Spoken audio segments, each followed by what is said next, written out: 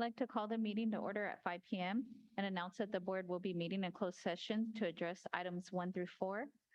It's my understanding at this time there is no public comment on closed session items. Is that correct, Mr. Hoffman? That is correct. I'd like to recess into closed session at this time.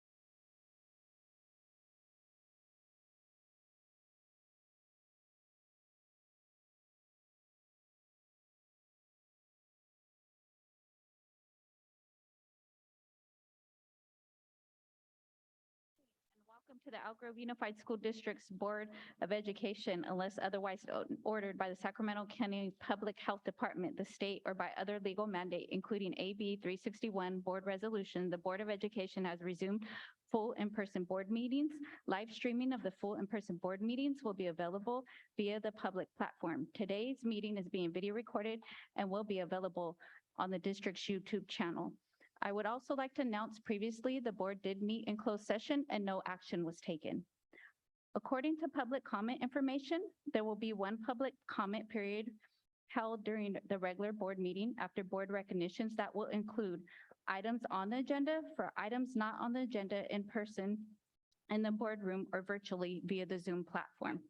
Individuals may not defer their time to another individual speaker to increase their total time beyond 3 minutes.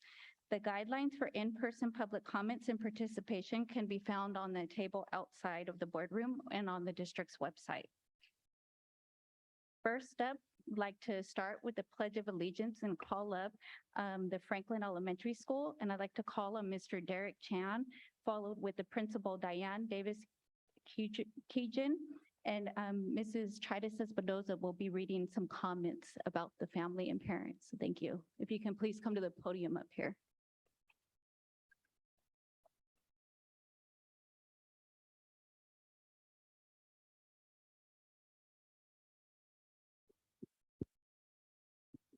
Thank you for this great honor. I would like to invite everyone to please stand first. We'll begin on 3. 1, 2, and 3. I pledge allegiance to the flag of the United States of America and to the republic for which it stands, one nation, under God, indivisible, with liberty and justice for all. Thank you. If you could just stay up there and bear with me for a minute. I'd like to read some comments about our honoree tonight, Derek Chan. Franklin Elementary is honored to recognize Mr. Derek Chan. He is here this evening with his wife, Alyssa, and children, Fiona, who is now in 4th grade, and Ronan, who is in kindergarten. Mr. Chan has supported Franklin Elementary in innumerable ways. He became involved in the PTA when his daughter entered kindergarten and is currently serving his 2nd term as president. He organized readathons, harvest festivals, Boots and Bling, the Fun Run, and the Pioneer Student Store, a tough shed which he modified with vents and solar power. And I'm not even done yet. In addition, when Mr. Chan noticed a need for more yard supervisors, he adjusted his work obligations, donned a yellow vest, and helped wherever needed. This year, he committed to work as our new campus supervisor, which meant more adjustments to his other full-time work in IT. Finally, we can't forget the joy Mr. Chan brings to our students and staff. He's quick to smile, kind to all, and has provided countless calories to our staff through his home-baked goodies, bakery stops, and lunchtime DoorDash. Fred Rogers once said, "We live in a world in which we need to share responsibility. It's easy to say, it's not my child, not my community, not my world, not my problem. Then there are those who see the need and respond. I consider those people my heroes." Mr. Derek Chan is certainly a hero in our book. Thank you.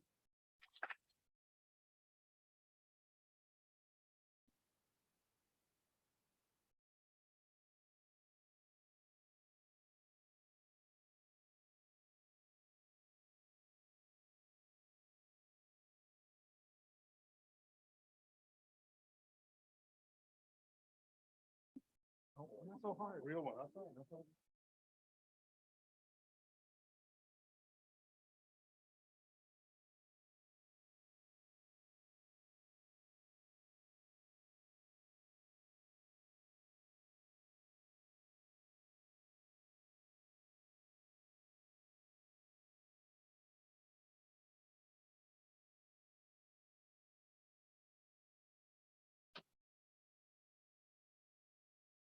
Congratulations. Thank you very much.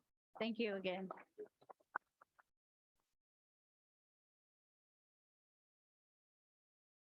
The next item on the agenda is the presentations and recognitions. And the first item is the 2021-2022 Employees of the Year recognition. I'd like to call on Mr. Amerik Singh, and Mr. Yang will be assisting. Thank you. Good evening, Madam Board President, Superintendent Hoffman, members of the board, and colleagues. On the mic. Great. It's an honor for me to present our Employees of the Year for the year 2021-2022. As we do this, employees will come forward. We'll also ask the respective union leadership to come forward with us so that we can do this together. Our first employee of the year unfortunately could not make it tonight, but we still would like to honor the employee. The first employee is a AFSCME member, and his name is Gary Johansson.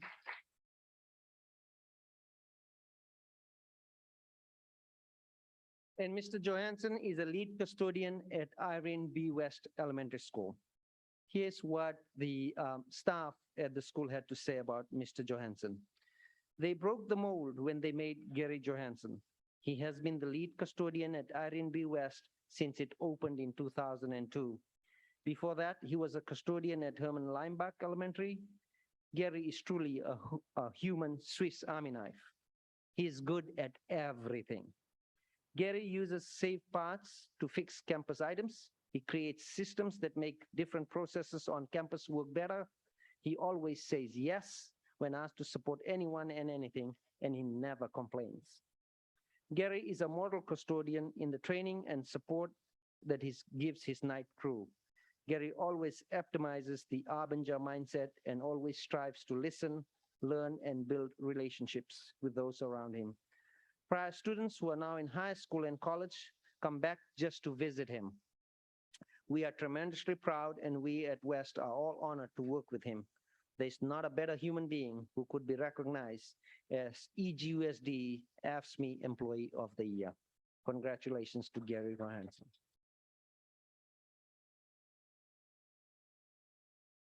Our next Employee of the Year is from the ATU Collective Bargaining Agreement. Somebody from ATU here?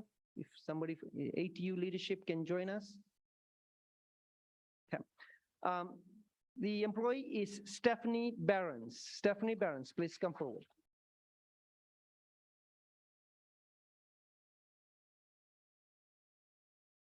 Stephanie is a scheduling technician in our transportation department. Stephanie is truly deserving of this special recognition. She is highly skilled and capable of working at any of the positions in the scheduling area. Stephanie not only does a wonderful job as a scheduler, but she also drives 2 to 3 hours every morning and every afternoon covering routes, as well as assisting dispatch to transport students whose routes are running late. She makes plans to meet deadlines and consistently follows up with all pending work. She is very organized, and it makes it easy for coworkers to find things when they need it. She's a team player and often covers for coworkers who are out sick for a day or long term. She also voluntarily participates in rodeo and in-house activities. She works above and beyond expectations, which include checking work emails and responding while she's off work. She takes great care of her grandma and her kids. She's full of energy and always participates in her kids' activities. She's very humble and always offers help with family and friends. We are very fortunate to have Stephanie as part of our team to assist our department to succeed and perform well every day. Stephanie is a great employee to work alongside of, and without a doubt, she's very deserving of this award. Congratulations, Stephanie.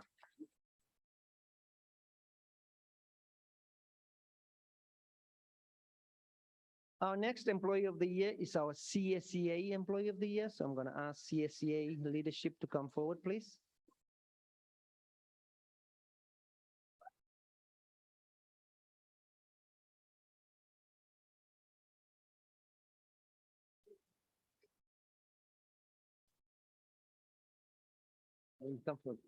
Yes, please. So Yolanda Sanders is the health assistant in the Student Support and Health Services Department. Yolanda has been a valued member of the Health Services team for 14 years. During the last couple of years, she has taken on leadership role as a CSEA board member and has worked alongside Janice as staffing coordinator for health assistant positions throughout the district.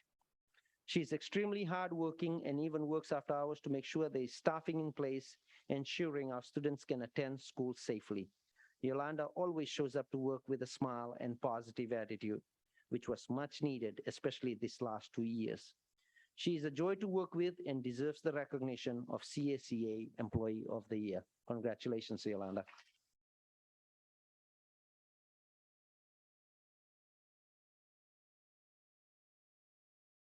Our next bargaining unit, EGA Educator of the Year. Our EGA Educator of the Year, we have two employees which we honor tonight. Our first employee is Danielle Van Someren, who's a librarian at Pleasant Grove High School.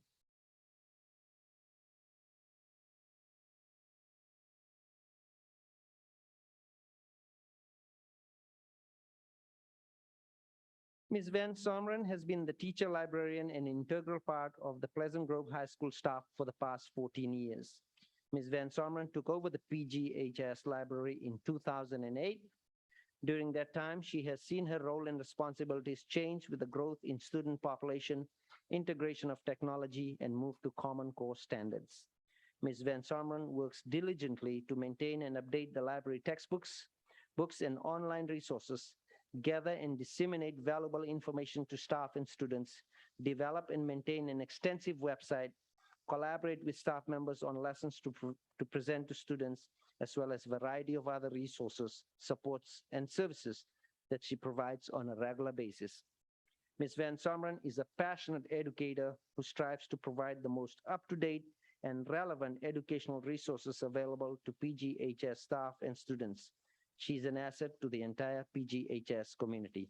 Congratulations, Ms. Van Someren.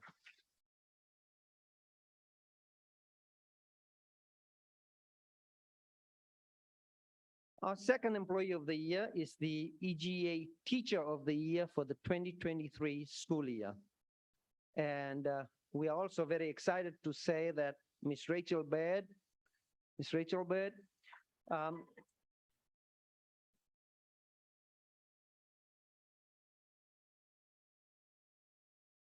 not only is she the EGUSD 2023 Teacher of the Year, she's also the Sacramento County Teacher of the Year for 2022 and 2023.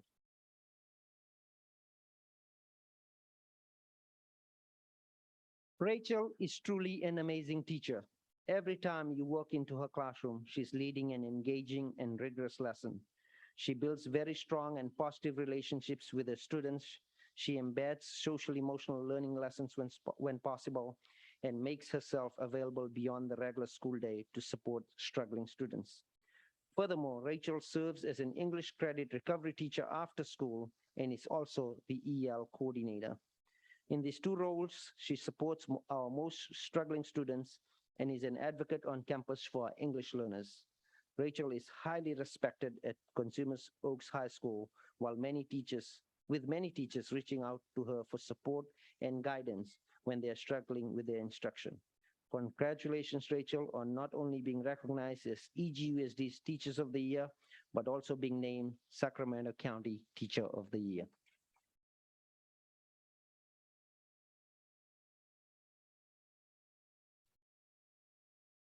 Our next employee is with the EG Team's Administrative Support. So I'm going to ask EG Team's Admin Support, Mr. Hawk, thank you for joining us. We are excited to honor Lisa Ellis as the EG Team's Administrative Support Employee of the Year.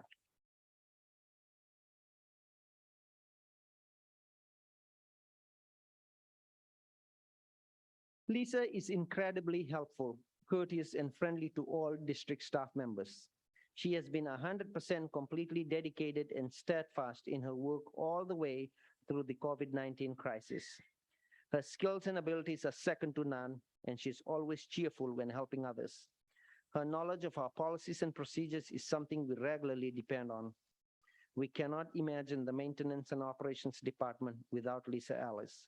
She wholeheartedly deserves this public recognition, and we are very fortunate to have her with us. Congratulations, Ms. Ellis.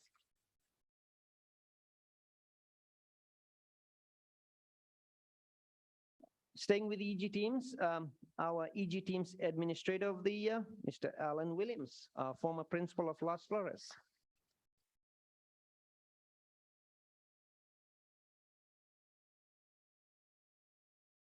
EG Teams and Elk Grove Unified School District is proud to recognize Alan Williams as the EG Teams Administrator of the Year for 2022. This past year, Alan led the expansion of the Elk Grove Virtual Academy and Los Flores High School from 394 students in 2020-2021 to over 1,400 students. Alan's work supporting staff, students, and families who chose to have an independent study experience during the pandemic has been exceptional. His diligence and dedication to those families and to EGUSD is recognized and valued, and without his leadership, this incredible expansion would not have been possible. Congratulations, Alan Williams, EG Teams Administrator of the Year.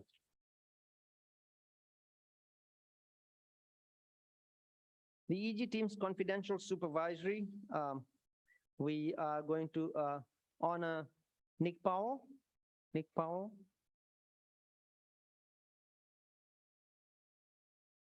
And also we're going to honor Jason Duran, who's unfortunately not able to join us tonight.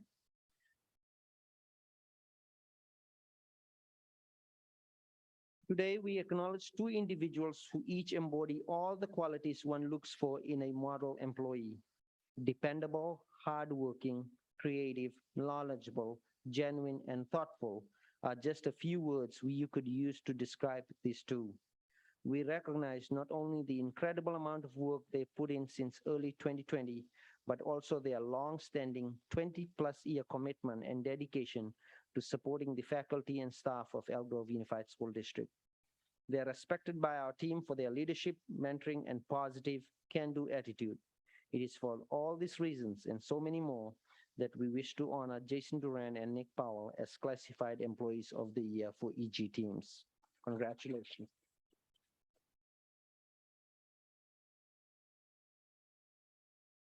Our next Employee of the Year is part of NUHW. So I'm going to ask if we have an NUHW representative to come forward.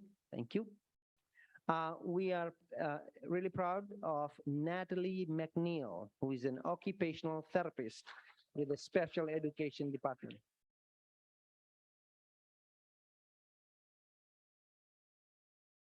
Natalie McNeil is the lead occupational therapist for Elk Grove Unified School District. She serves as a resource to the OT department, special education staff, students, and families. She is highly organized and advocates for the needs of staff and students. Natalie is extremely reliable, dependable, and creative. She works diligently in her efforts to recruit and retain highly qualified OTs and coders. She has led the charge in expanding our recruitment efforts to add to the OT coder staff as our needs continue to increase.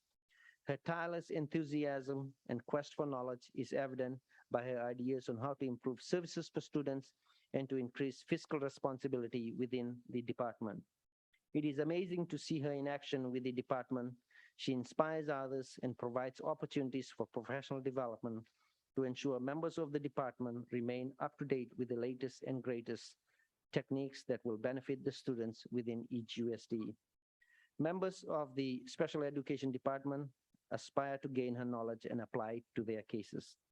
Without a doubt, Natalie McNeil is a true treasure and is most definitely deserving of this honor and so many more. We are so proud and thankful to have her as the lead OT for EGUSD. Congratulations, Natalie.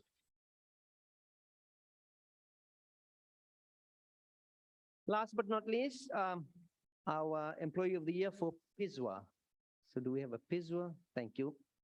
Our Employee of the Year for PSWA is Armando Fernandez, a school psychologist.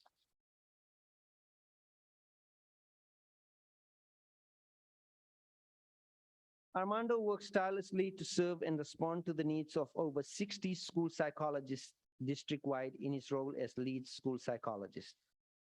From providing guidance for specific cases and situations to assisting with the hiring and placement of school psychologists, Armando's work ensures that the students in the Elk Grove Unified School District receive the service and support they deserve. Armando approaches every situation with empathy and understanding. His experience in the district as a school psychologist is a resource not only for his school psychologist colleagues, but for site and district administrators. His collaboration with special education adds much more to foster a deep understanding among staff as to how best to serve students with disabilities. On a personal level, Armando is a caring and hardworking individual who never loses sight of the needs of students. This recognition is indeed well-deserved. Congratulations, Armando.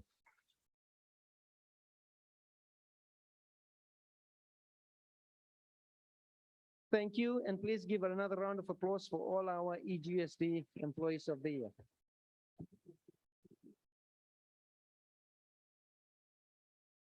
So we'll be doing a photo, and if any families, you can come closer to take a photo if you'd like to take a photo.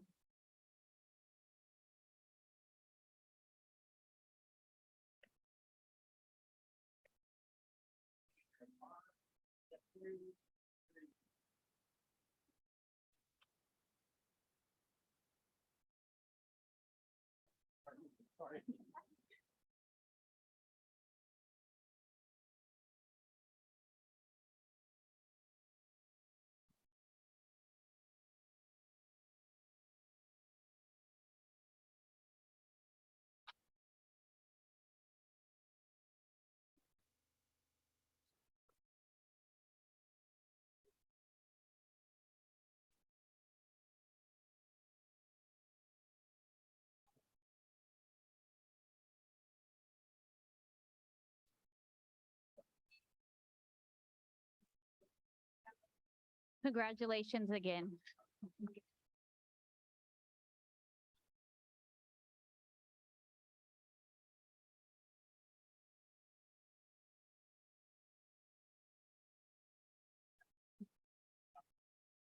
The next item on our agenda is resolutions, and the first resolution is Filipino American History Month, and I'd like to call on Mrs. Donnell Black. And I don't believe there's any blue cards on this item, is there, for the first item? Which one? Filipino American History Month. Okay, no blue cards. Sorry.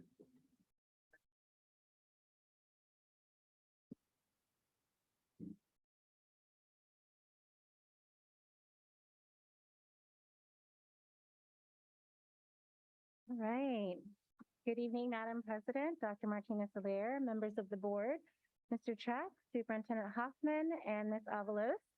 I'm excited to bring forward this request for resolution number 16, designating October 2022 as Filipino American History Month.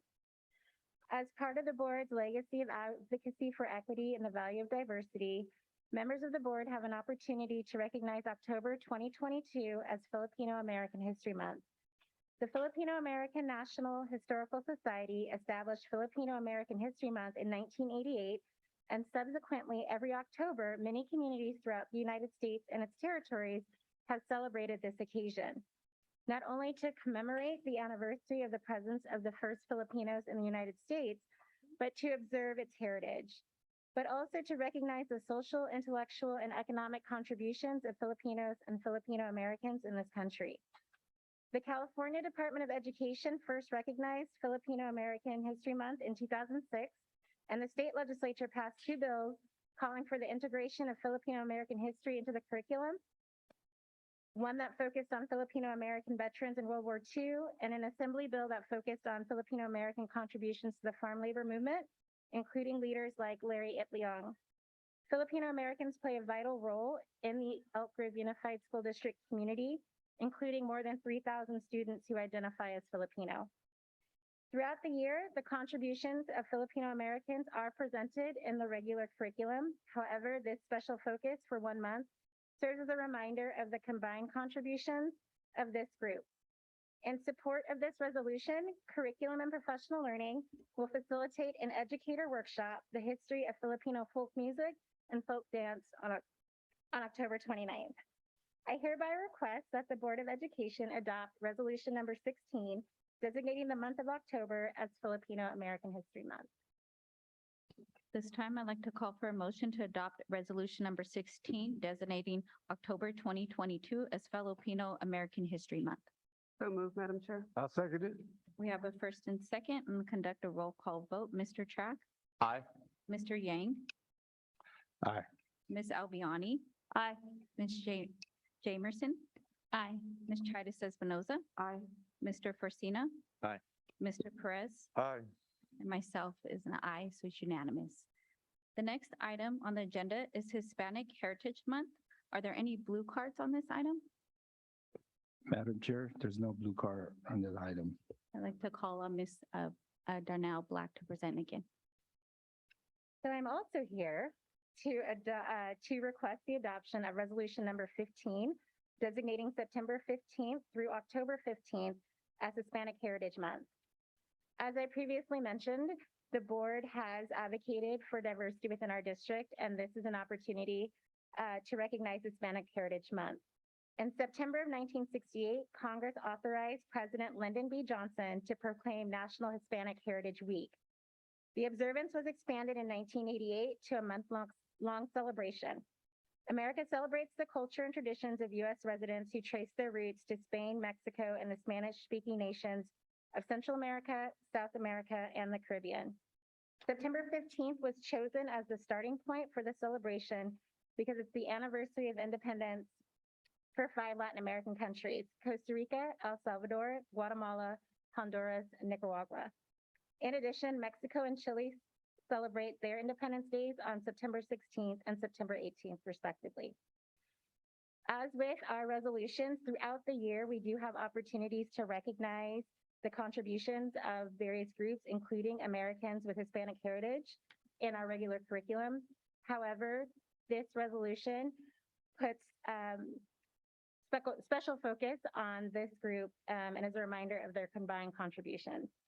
In support of this resolution, Curriculum Professional Learning will facilitate an educator workshop, the Mexican Muralism Movement, on September 29th. I hereby request that the Board of Education adopt resolution number 15, designating September 15th through October 15th, 2022 as Hispanic Heritage Month. I'd like to call for a motion to adopt resolution number 15, designating September 15th through October 15th, 2022 as Hispanic Heritage Month. So moved. Seconded. The first and the second by Mr. Perez. I'll conduct a roll call vote. Mr. Track, Aye. Ms. Albiani. Aye. Ms. Tritis Espinoza. Aye. Mr. Forcina, Aye. Mr. Perez, Aye. Ms. Jamerson. Aye. Mr. Yang, Aye. myself is an aye. It's unanimous. Thank you. Thank you. The next item on the agenda is the High School Voter Education Week's resolution. And are there any blue cards on this item? Madam Chair, there's no blue card on this item. I'd like to call on Ms. Soriano to present the item. Thank you. Good evening, Madam Board President Crystal Martinez Aliri, members of the board, Mr. Track, Superintendent Hoffman, and Ms. Avalos. So the California Education Code designates the last 2 full weeks in April and September to be high school voter education weeks. This provides an opportunity for high schools and their students to partner with county elections officials to promote civic education and participation on campus and foster an environment that cultivates lifelong voters and active citizens. So we want to ensure that our students are learning to become active and engaged participants in our democracy. We strongly encourage all of our Elk Grove Unified School District high schools to participate in High School Voter Education Weeks, September 19th through the 30th. So let's help our students, get our students on the path to a lifetime of civic engagement and voting. So with that, the Board of Education is then requested to approve resolution number 17 for 2022 to 2023, which proclaims the period from September 19th through September 30th, 2022 as High School Voter Education Weeks. At this time, I'd like to call for a motion to adopt resolution number 17, which proclaims the period from September 19th through the 30th, 2022 as a high school voter education weeks. So moved. Second. I have a first and a second by Mr. Yang, and I'll conduct a roll call vote. Mr. Track, Aye. Ms. Tritis Espinoza. Aye. Mr. Forcina, Aye. Mr. Perez, Aye. Ms. Jamerson, Aye. Mr. Yang. Aye. Ms. Albiani. Aye. And myself is an aye. It's unanimous. Thank you. Thank you. The next item on the agenda is public comment, And I'd like to call for public comments for items on the agenda. And I'd like to check in with Ms. Soriano to see if there's any public comments via Zoom audio for items on the agenda. Madam Board President Martinez Salieri, there's one comment for an item on the agenda. It's the consent agenda. Okay. And that would be from Ms. Anna Soriano.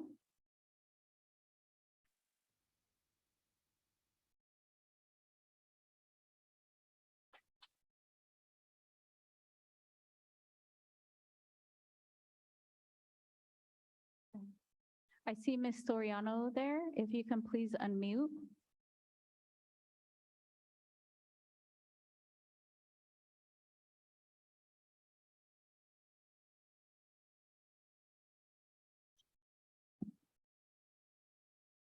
Not sure if you can hear us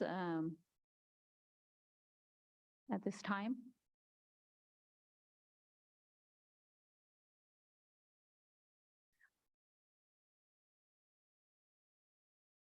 We can attempt to come back at a later time to see. Being that that's the only public comment on Zoom, is there another public comment for items on the agenda? For items on the agenda, there are On the no agenda. other This is the Zoom only public that's on the comments. agenda. Okay. Are there any public comments or blue cards for items on the agenda? Madam Chair, we do have one blue card on the agenda. We can please call up the blue. Calling Peter Spark.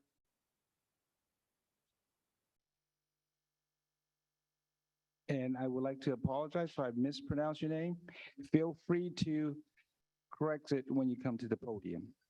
You never have to apologize me for names because I am horrible with names. So you never have to apologize. So one of the things I want to compliment you on is today it's 118 and you have a full house. So you've done quite a good job. And so what I really want to talk about is on the consent agenda is, as I understand it, when it's on a consent item that you can comment. And I want to talk about personnel actions. And I believe the basis of personnel actions are on two things: ethics and equality. And I have a couple questions for you board members. And was it ethical to yank all those disadvantaged students from their classes and their caring teachers? Was it ethical to remove 35 teachers after the contract started? Was it ethical to threaten those 35 teachers with job abandonment? Now, you guys can comment now and you can say, yeah, I think it was ethical, or I don't think it was ethical. And so we also heard equality. I heard we have Filipino equality. I heard we have Spanish equality. What about the equality for our special ed students? Our special ed students.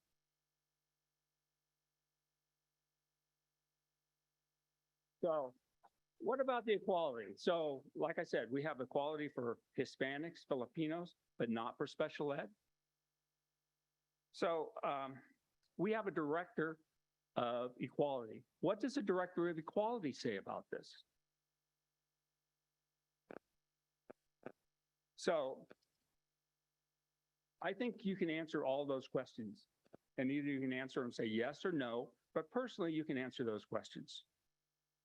But my hope and prayer is that you'll say, hey, wait a minute, we don't have to do this. We can be ethical and we can practice equality. So what can we do? We can do a do-over. We can say, hey, this wasn't such a great idea. Okay, that's one thing. The other thing you should all do is remove the job abandonment issue threat, I would say, from your students. The choice is yours, not mine. The choice is yours, and we really need leadership on this issue. So thank you, and thank you for listening to me.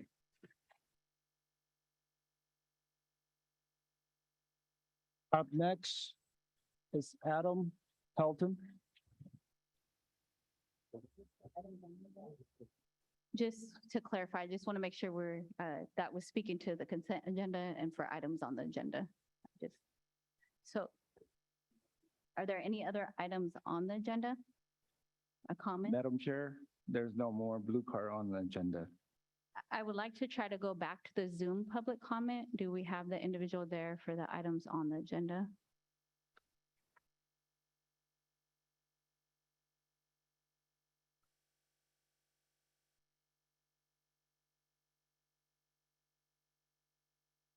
This would be for Miss Anna Soriano. We see her on the Zoom, Yes. but she's muted.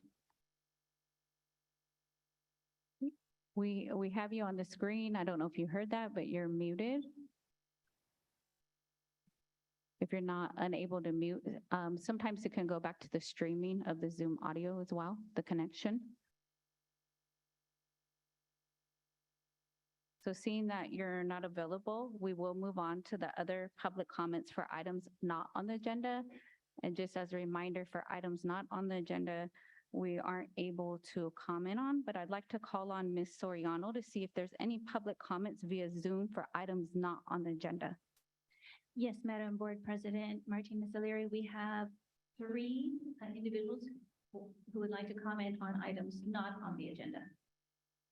And those three people in order would be Ms. Exquisitive Huntley, Ms. Erica Mathnis, and then Mr. Josh Wolf.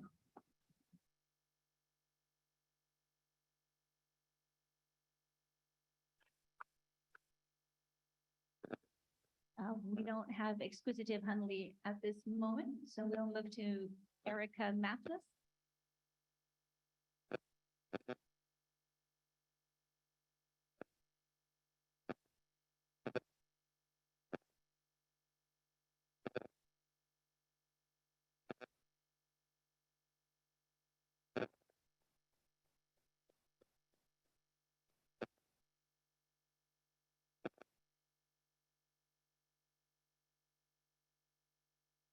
Josh Wolf.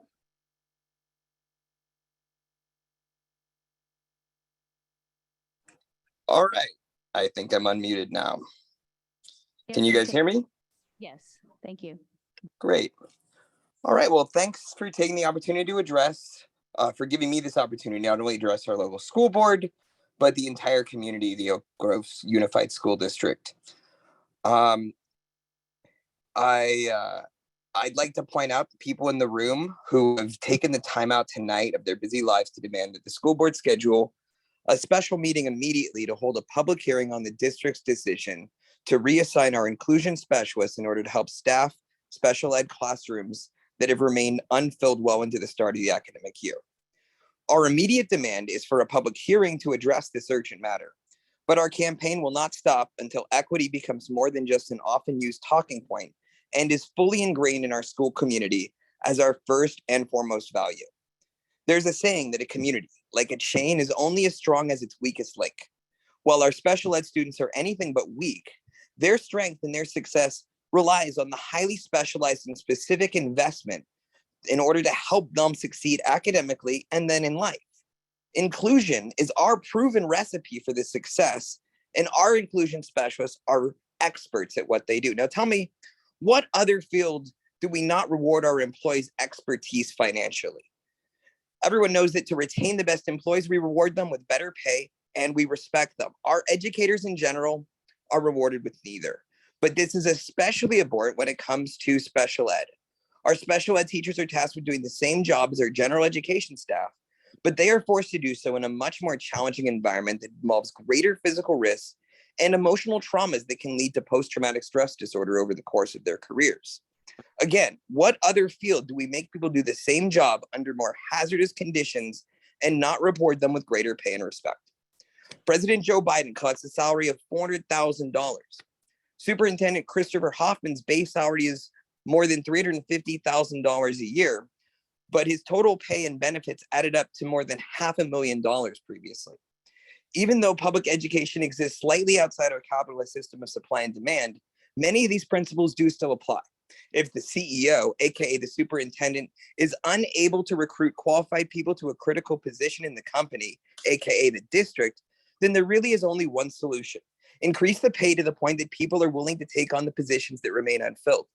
I can't fathom a business consultant suggesting that the CEO force their veteran employees to take on new positions that they have no interest in working, with little to no notice. That's simply not the way that anyone would advise a business to be run.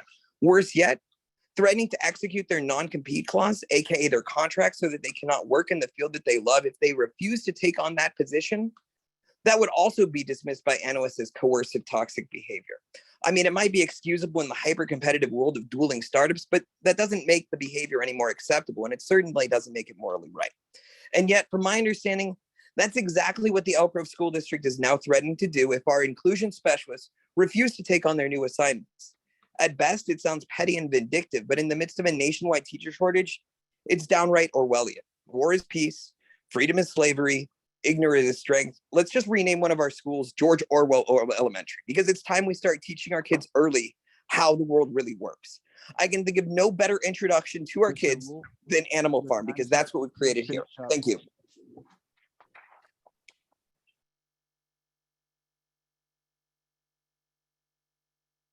We will go back to the other two individuals who were listed to see if they're there to call their names. Executive Handley? Hello, can you hear me? Yes, we can hear you. Thank you. One moment. Okay, good evening, community members. My name is Exquisite Hunley. I am an advocate with BYLP and speaking to you this evening to remind you that Ms. Pryor has been coming to the school board for the past 4 years to address the needs of Black students within EGUSD. We attempted to help with this issue only to be given the runaround by your district. The Black students within your district are not feeling protected, and it shows. When looking at our numbers from all of 2022, about 80% of our complaints submitted to BYLP are from Elk Grove Unified School District parents and guardians. Do you all hear me? Approximately 80% of our complaints are from your district. This shows us why Elk Grove continues to be #1 in the state for disproportionate discipline of Black students. What we see here is not a training issue. This is a heart issue. Some of your staff, administrators, teachers do not see our babies as just that. Babies, teens, and kids that are growing, that are developing physically, emotionally, and mentally. Many of them are expecting our babies to operate and think rationally as you and I should. I say should because some of the complaints show targeted behavior by your staff. Staff like one of your teachers at Monterey Trails that decided to tell one of our babies that her hair is kept, unlike some of her counterparts, and Black hair feels like cotton. Or more recently, how responsive the staff at that same school was when one of the students was hit over the head with a fire extinguisher by another student, leaving our babies feeling emotionally traumatized and unprotected. When will some of your staff learn that our children have feelings too? They deserve mutual respect, just like anyone else. The BYLP and Ms. Pryor will continue to be here and continue to advocate for our Black children and families. And also to know that our community, we are here. And if you ever need to file a complaint, please go to bylp.org. Thank you.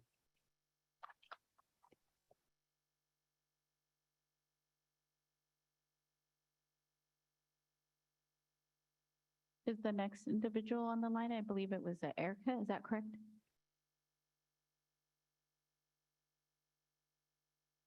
Correct. That was a Miss Erica Mafinos. Doesn't appear to be online. At this time, I'd like to call on Mr. Yang, who will be calling on the blue cards for items on the agenda. Madam Chair, just for our information, we have about 24 blue cards. Up to the podium is Adam Helton, and follow with Danielle Woodson-Craft.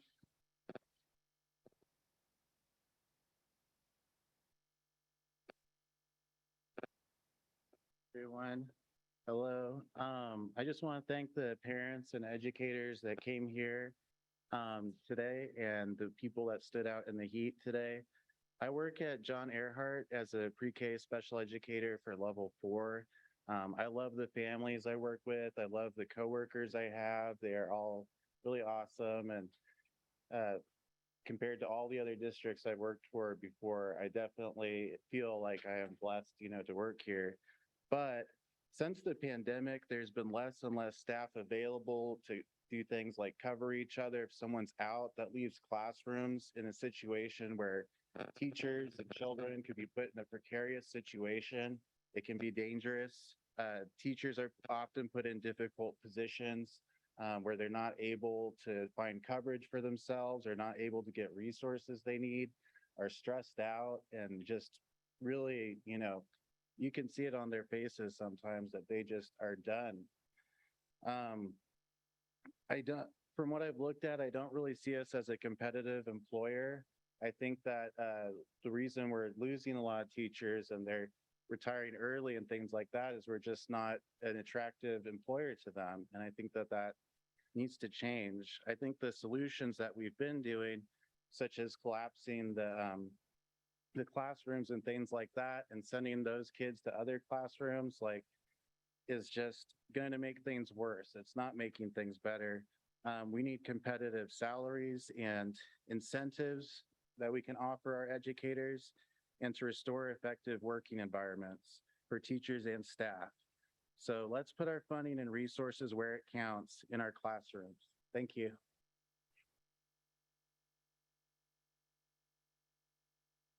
Next, Danielle Woodstoncraft.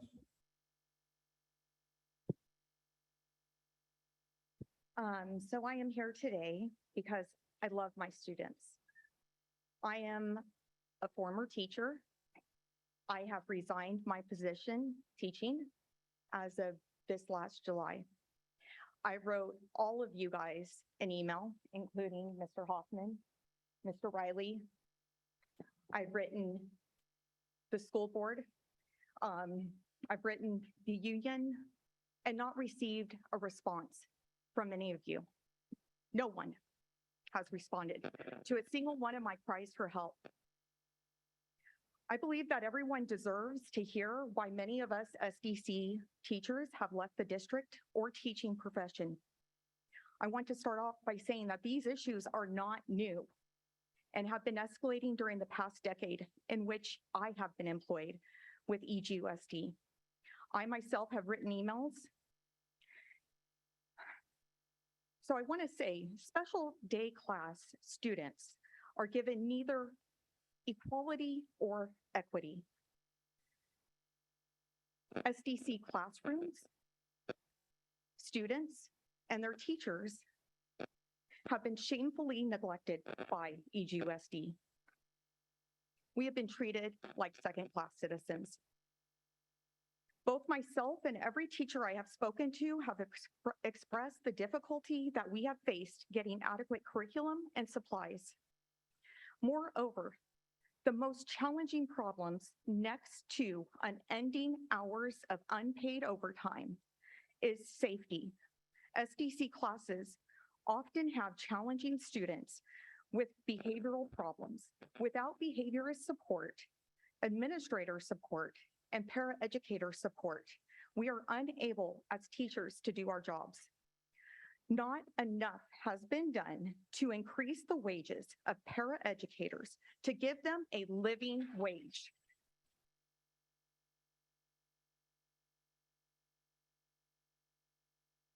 Thus, these aides come to us because of all these vacancies from outsourced agencies.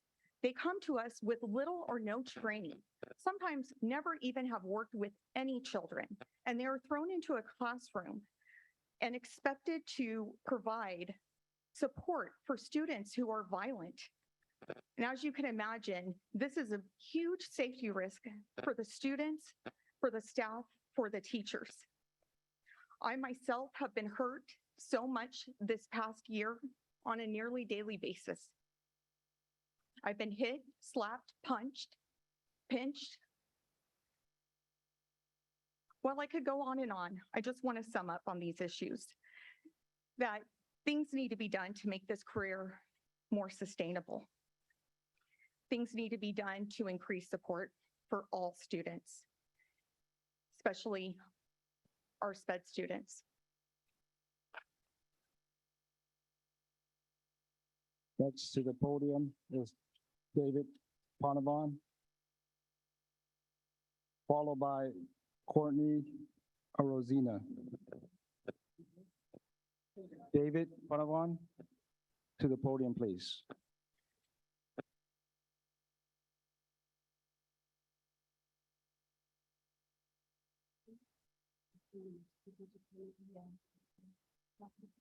What is that? Yeah, that's what I did. I just did that. Yeah, I just did that. All right, thanks for the opportunity to address the board. It's good to see all of you again. It's hot out there. And a lot of people are here today, regardless of the weather. But today I do want to talk about something in support of our inclusion specialists, but also in support of students in the inclusion program. Because when decisions were made to abruptly move 35 teachers out of the program, you're also moving away services that impact my son, plus other students as well too. I think it's a point of contention for me because what's not being seen in this decision-making process, and I would love the board to kind of consider this as well, and Mr. Hoffman, I hope you take this back to your cabinets to reevaluate, which is the hours that the inclusion specialist spends with my son is not just in a classroom setting. It's not just during lunchtime. It's also to provide social emotional support because he cannot articulate his thoughts and feelings. Sometimes when he comes home and I ask him what he had for pizza for lunch, he says pizza. Well, pizza was 2 days ago because I know this. I talked to his paraeducator. So there are times that we need the inclusion specialists to be available. And part of the reason why I moved to Elk Grove Unified School District to enroll my son in Elk Grove Unified School District is because the inclusion program is one of the best, okay? That's the key, right? You're gutting it. You're gutting it by not addressing year-and-a-half-long shortages of 150 paraeducators. Last year, if special education teacher came to address the board and he gave you a long list of reasons, all the challenges, and guess what? He left the district this year. They need paraeducator support. We need inclusion specialists in place. And by gutting it, you're sending a very clear signal to us as parents that we're not that important. We're not stakeholders of what's going on anymore. Decisions have been made, and now you say, we're not going to reverse it. Well, in that case, if you think about your relationship with your doctor, okay, OBGYN, and the next day, that person's gone. And I tell you, here's that new person who's going to take care of you. Highly credentialed, same relationship as everybody else, right? But it doesn't work that way because when it comes to dealing with children that don't have a voice, it requires a special. Mr. Panavon, your time's up. Please finish up. 2 seconds. I am requesting that the board hold a special session to discuss the impacts. If it doesn't work, what is the exit strategy here? You're sending 35 teachers into a program that could have easily failed, and we don't have an exit strategy. Thank you. Next to the podium is Courtney Arozina, followed by Steve Arozina.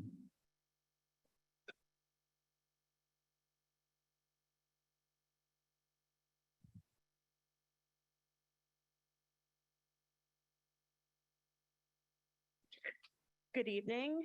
I'm terrified to speak tonight. I'm incredibly emotional about the devastating, devious, discriminatory decision regarding inclusion and moving 35 inclusion specialists. I'm also an EGUSD employee fearing retribution, but ultimately that doesn't matter. My son is more important. He is a sixth grader at Olathe Donner Elementary. He has been called the poster child of inclusion. When he began kindergarten at Donner, he was nonverbal and not potty trained. He is now doing the morning announcements and working in the PBS surf shop.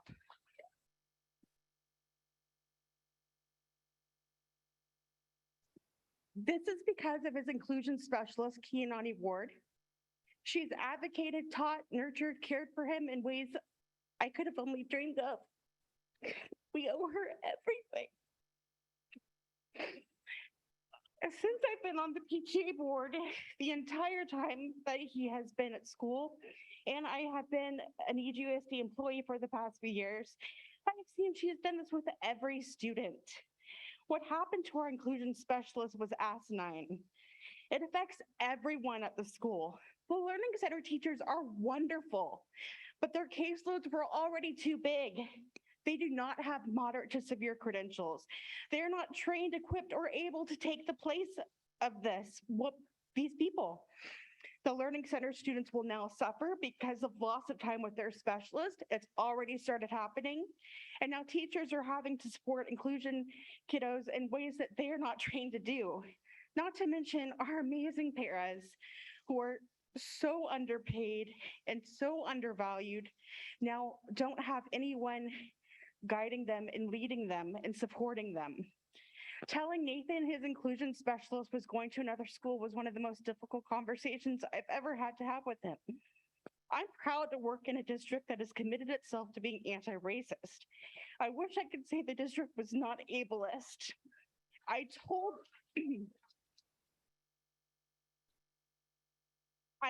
Mr. Hoffman years ago at a parent advisory committee meeting that he should attend the CAC meetings. At CAC meetings, we have voiced for years that our special education teachers and paras are absurdly underpaid and undervalued. If the EGUSD administration had offered appropriate compensation and support, we would have never had this shortage to begin with. You always hear the phrase different, not less, regarding autism and neurodiversity. It's unfortunate that different means less at EGUSD. My story is one of many. Look at all of us. We want so many things, but the bare minimum, we're begging for a special session. Thank you guys all for coming tonight. Next to the podium, Stephen Avizina, followed by Carolina Morgan. Is Stephen here? Stephen Avizina? Okay. If you're not here, if you come back, let us know. We'll come back to you. Next to the podium, Carolina Morgan, followed by Jesse Ferraro.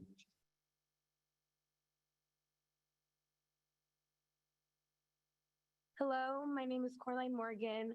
I'm a fifth grade student at Arthur C. Butler Elementary. My brother's in third grade and he goes to an inclusion program at our school. He has autism and inclusion helps him to be able to participate in all classroom activities. His inclusion specialist has helped him in many ways to succeed in school. Without inclusion, school is very hard for him. Thank you for listening.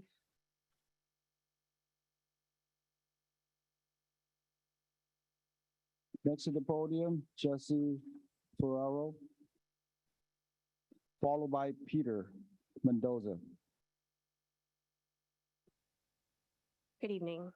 It's Jency Ferraro is my name. First, I'd like to thank you for this amazing air conditioning. My hands haven't felt cold in lots of days, and I appreciate that. Mr. Hoffman, hello. It was lovely to accidentally run into you on August 27th at the Multicultural Fair. I was so proud to introduce you to my family, and especially grateful to tell you about how our son was thriving in his inclusion program at Edna Beatty Elementary School. Our son has over 6 service providers who have given their all to our son and seamlessly under the exceptional organization and leadership of his inclusion specialist. You mentioned that you were happy to hear the good news and that typically only hear the bad news. I'm heartbroken that 3 days later, I would now be the bearer of bad news. When I had to tell my son, and he had to say goodbye to his inclusion specialist, the swiftness of this decision showed clearly that no one else was included in this decision. I would like to ask if my fellow inclusion families, was it easy to get your child in inclusion? Was it fast? Has anything in that process been fast? No. So why was this?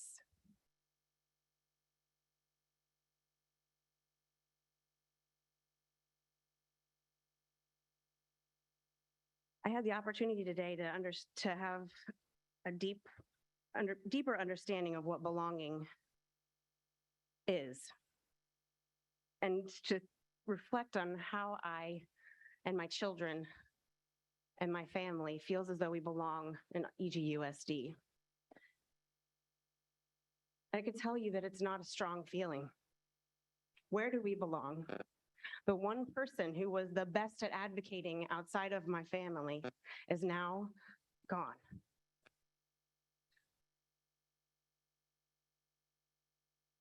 But that goes without saying, she's not second to none to Ms. Lorraine Pryor, who I thank very much for advocating for our babies as well. A quote that I was given today is, "Not belonging is a terrible feeling. It feels awkward and it hurts. It's as if you were wearing someone else's shoes. Mr. Riley, your shoes don't fit me. They are uncomfortable. Would you like to walk a day in mine?"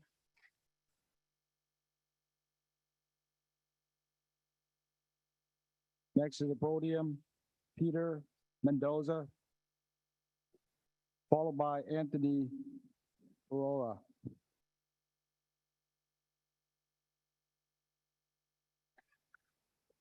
Madam President, before I remark, is there an accessible microphone? We have a Another mic microphone that they're could bringing. be held Yeah. for you. Thank you. I'll wait until thank you very much.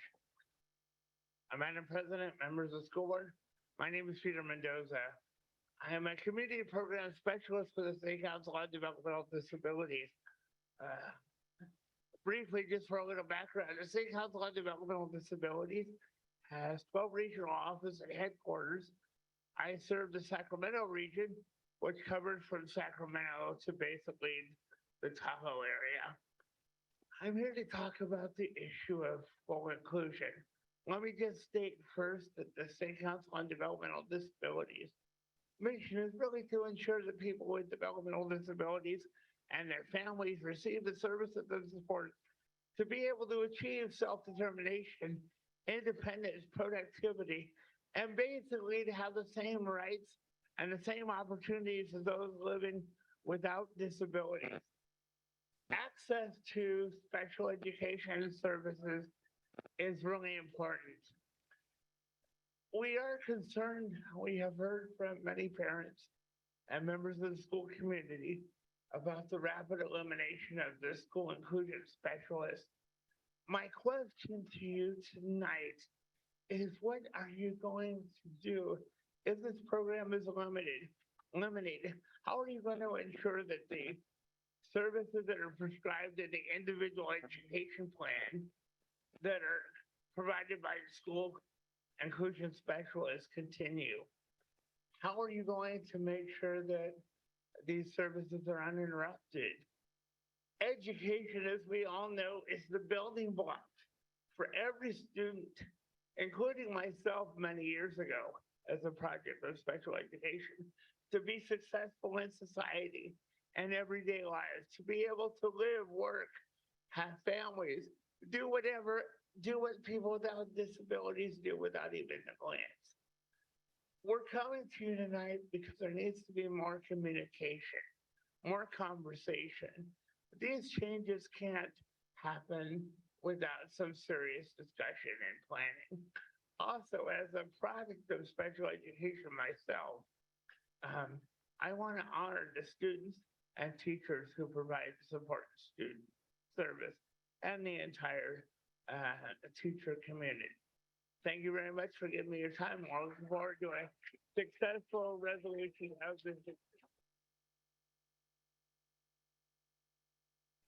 Thank you. Next to the podium, Anthony Ferraro. Up next, followed by Brandon Morgan.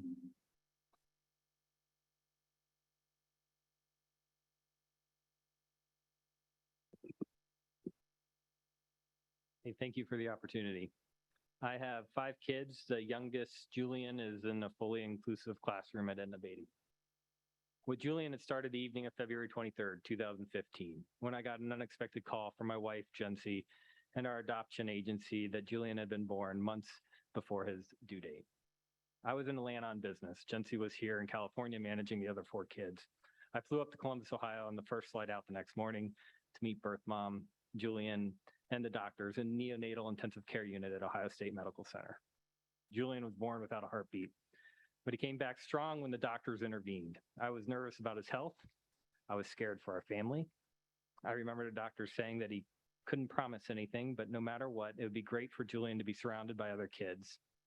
It was a big decision, but it was made easier by a quote that I had read in a book that has stuck with me over the years. The quote said, "It's not about finding meaning in your life, it's about constructing meaning in everyday choices.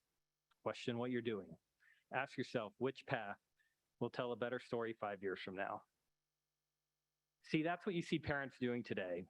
It's what many educators come into the field striving to do, constructing meaning in their everyday lives. For Julian, his inclusion specialist has been on this journey and done all that, and instrumental in forming and coordinating a team of 6 specialized professionals around him. She has supported and guided our amazing paraeducators. She has been there to help and support teachers when they're nervous and uncertain, just as I was when he was born. I do want to make it known that I am grateful. I am grateful for the district for the inclusion that they have provided. I am grateful for the teachers for giving Julian a chance and seeing the light that he brings to a classroom. I am grateful for the young aspiring engineers at Pleasant Grove High School for building Julian an adaptive car that he can ride in. We have amazing people in the community that surround us. All of these are examples of people constructing meaningful in their lives. I worry now that you are changing the game for the people that have made a huge difference in the lives of children, people that have expectations of a job and a career, and that you've moved them into a department where retention is a severe issue. The decision feels like a Band-Aid, completely bypassing the core problem. I would think that retention would continue to be an issue, as many inclusive specialists today will not be here tomorrow under the new set of circumstances. Many teachers need the support and influence of an inclusion specialist to make inclusion successful. Further, the Learning Center teams don't seem equipped, and I worry that they don't have the capacity. Finally, I think most importantly, as someone that has managed people and a broader organization in this highly competitive labor market, I can't help but wonder how these broken promises help the district attract future talent. How does abruptly changing job expectations help you find great people wanting to make a difference and teach in Elk Grove? To me, this would be a significant strategic long-term consideration to think about. In the end, I am grateful for this opportunity. I'm grateful for the community around me. And I respectfully ask that you ask yourself the question and question this decision and ask yourself which path will tell a better story 5 years from now. Thank you.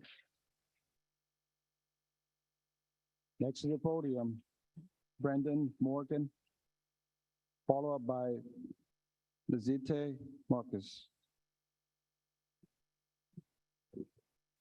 Hello, my name is Brandon Morgan, and I'm the father of 2 children with autism and the husband of an inclusion specialist. Elk Grove Unified was once touted as a model for what special education could look like. And part of that was because of a well-planned and well-executed inclusion program. And the inclusion specialist position was created as a way to maintain a cohesive program and ensure a student's success. These are not simply case managers. This is a unique role that interfaces with all aspects of a student's IEP, their goals, and they work with the parents, the teachers, paraeducators, and support staff to help our students succeed. So it came as a huge surprise when the district decided to remove this role, especially in such a haphazard way, with no foresight and no planning done to assure any continuity for the children to remain successful in inclusion. While I'm an advocate for education programs evolving and changing,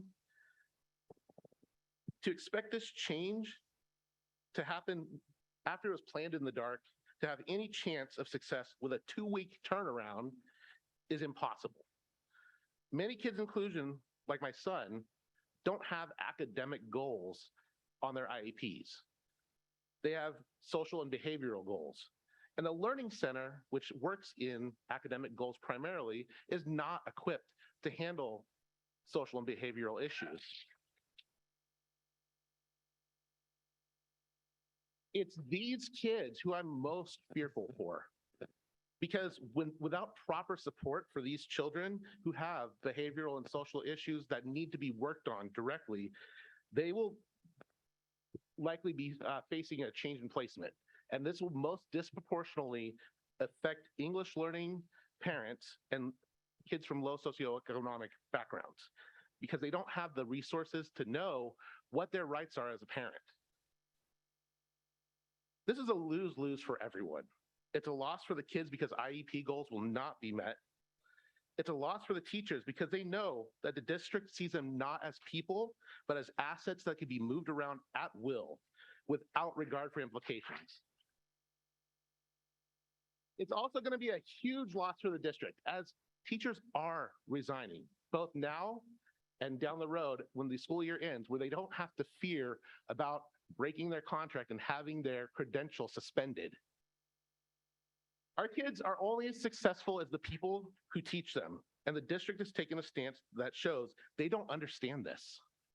So I would ask Mr. Hoffman and Mr. Riley to reverse this course, at least until you can do your due diligence and make sure that you are truly wanting to evolve this program, and you do it with the time to make sure everyone who has a hand in each child's educational success is prepared with appropriate resources to take their part. Mr. Morgan, your time's up. Please finish up. Okay. Finally, I ask for you, the board, to have a special session within no later than 2 weeks to address this issue, because a month from now is too far. We need to do this now. Thank you.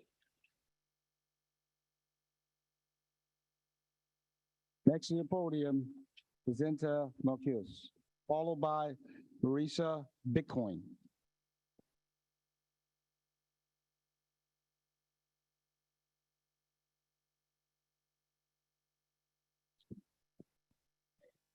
Hello, members of the board. My name is Lisette. Lizette's okay, but Lisette. I'm the parent of a student who benefits from inclusive education. His name is Nicholas. He's 5 years old. We're just starting out. I'm here to advocate for the inclusion specialists to be reinstated, to highlight the need for equitable communication for the diverse population of stakeholders, and to request that the changes to inclusion be formally addressed at an upcoming board meeting no longer than 2 weeks from now. While I echo all of the points made by previous speakers, and I am incredibly indignant about the utter disservice that is being done to our special education students and staff, I'm choosing to use my time to draw attention to the inequitable communication by the district regarding the very impactful changes to the inclusion program.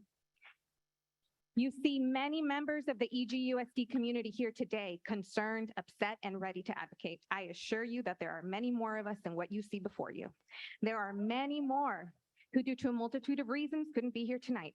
But there's an important population of stakeholders you do not see here today because they did not receive adequate communication in their native language regarding the changes to inclusion.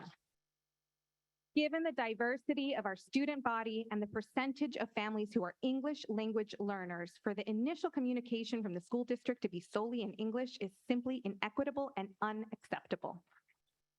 The district knows that this is not a simple adjustment to the program. The sudden removal of inclusion specialists is a serious change that can affect their child. A follow-up communication days later with a translate button at top is no better. Unacceptable. Does the board not realize that this critical information was left to the inclusion specialists to try and communicate to the parents in their caseloads? Some were scrambling to translate talking points in order to relay the changes.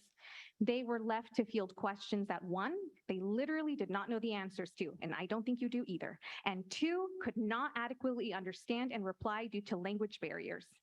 These are not best practices. This is inequitable. This is unacceptable. The missed opportunity for advocacy does not end here. It continues to their children's IEP meetings where amendments may be proposed having been brought about by the restructuring that may not be in the best interest of their student.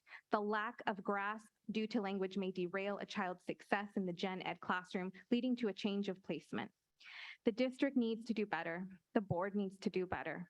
These stakeholders should be here and at minimum have equitable communication of these important changes. As I wrap up here, I would like to formally request that the elimination of inclusion specialists resulting in changes to the inclusion program be discussed in a public meeting as soon as possible. Thank you for your time. Next to the podium is Marisa Bitcoin, followed by Marcus Reiner.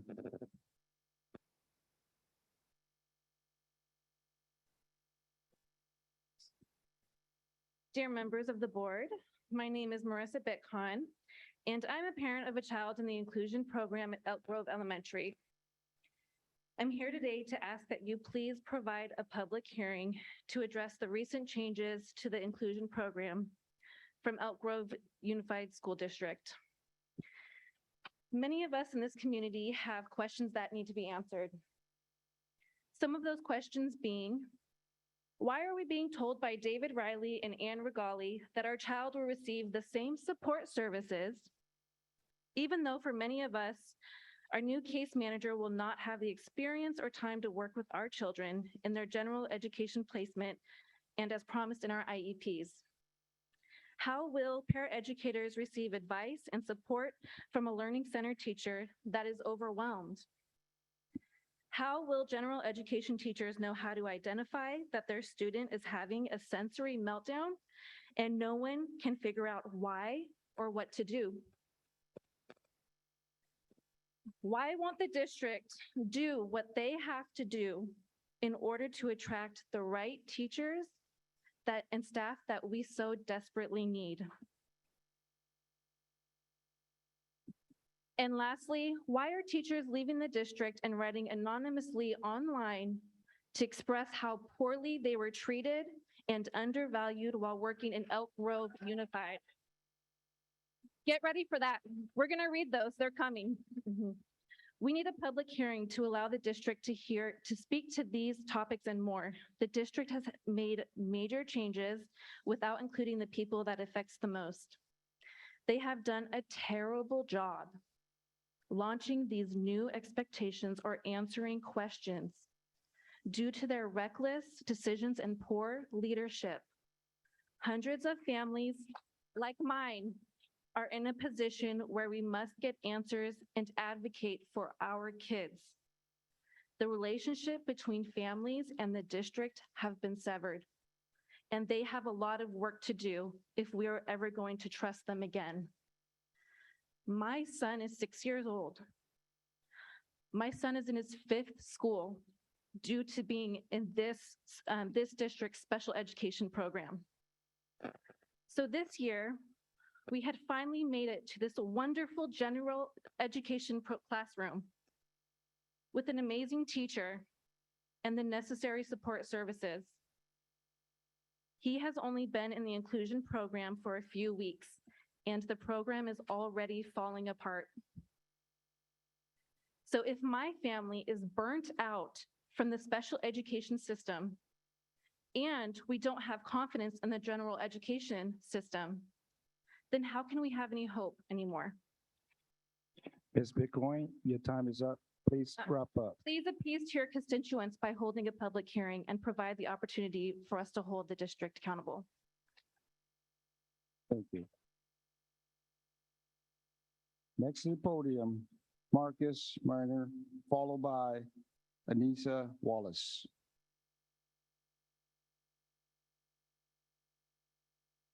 It's Marcus. Okay.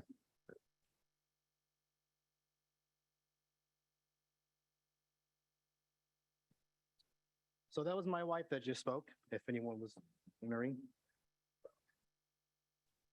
I'm going to keep my speech short because she said everything I'm feeling, but I'm going to say a little bit more here. Take a look at the room. Look at who is here.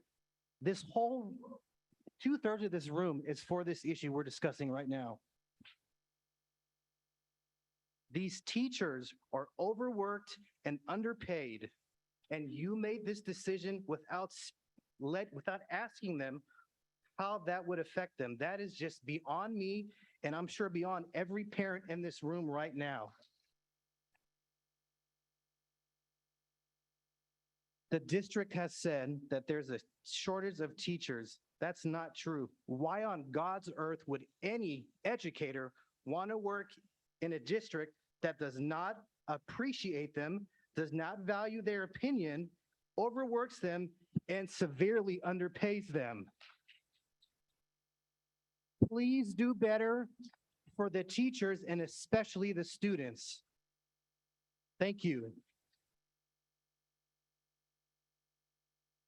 Up next to the podium, Anissa Wallace, followed by Wesley Primer. Hello, I am speaking on behalf of a resource teacher who feels uncomfortable speaking herself. This is her statement.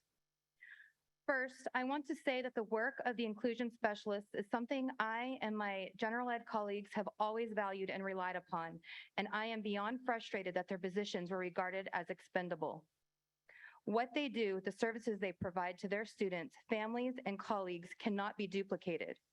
I, as an RSP resource specialist with a mild, moderate credential, have not had the experience, training, or opportunities in my day to take on the role of the inclusion specialist, in addition to my responsibilities to the caseload of students I already oversee and provide services for. As others have already pointed out, students in the inclusion program, especially in the elementary school setting, have many needs beyond academics. This is where the experience and expertise of the inclusion specialist is needed. As an RSP teacher, my day revolves around providing specialized academic instruction to students in small group setting in a pull-out fashion in the Learning Center. I see groups all day long, providing services and service minutes I am legally obligated to give as outlined in the students' IEPs. Like general ed teachers and inclusion specialists, I love my job and my students, and this district mandated change and elimination of the inclusion specialist positions will have a cascading effect on how I am able to do my job and serve my students and families.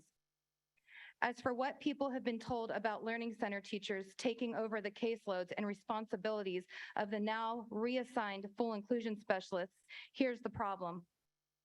Until last Wednesday at 5:19 p.m., no one at the district had passed this mandate on to us, the RSP teachers. We had been told by our full inclusion specialists that this is what they were told at the last minute meeting they were called into. They were tasked with telling the RSPs at their school sites to take on the students with inclusive ed. Until last Wednesday, no one in a position to make modifications to my job duties had told me that I am now in charge of additional students, their IEPs and services, etc. Inclusion specialists were not in any way responsible for this decision and shouldn't have been put in this position. Special ed leadership was silent and took 5 days to send out information to school sites and RSP teachers about this change. We heard from colleagues, not directors or bosses. This was no fault of our school administrators. They weren't informed of the elimination of the inclusion specialists until after that Friday meeting. This decision fell squarely on the shoulders of David Riley, Ann Regali, and the union, which allowed this to happen in the way that it did. Some have advocated for a call for an IEP meeting. Some are advocating for don't sign and amendments to your child's IEPs. As the person who may now be tasked with holding these meetings and amending IEPs, let me tell you, I am stressed beyond belief, as are my RSP colleagues. Wallace, your time's up. Please wrap up.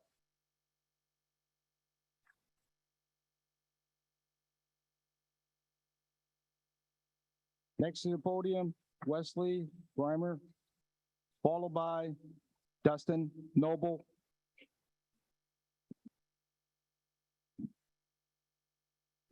Good evening, everybody. My name is Wesley Bramer, and I am a former inclusion specialist at Toby Johnson Middle School and Franklin High.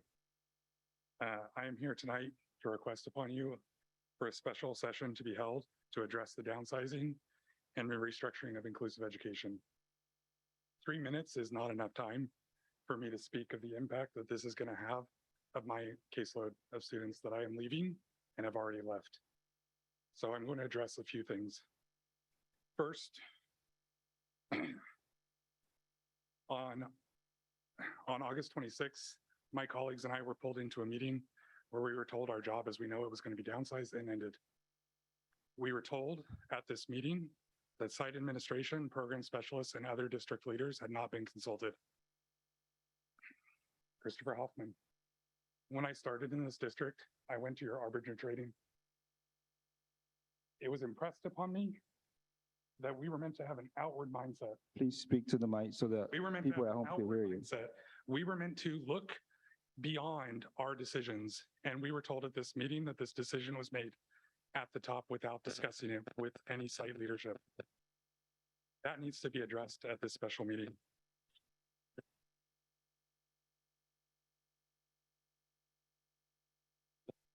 Second to that, because I only have a minute and a half left, from a professional level, this has turned my world upside down. I have experienced emotions over the last 2 weeks that I did not know I was possible of experiencing.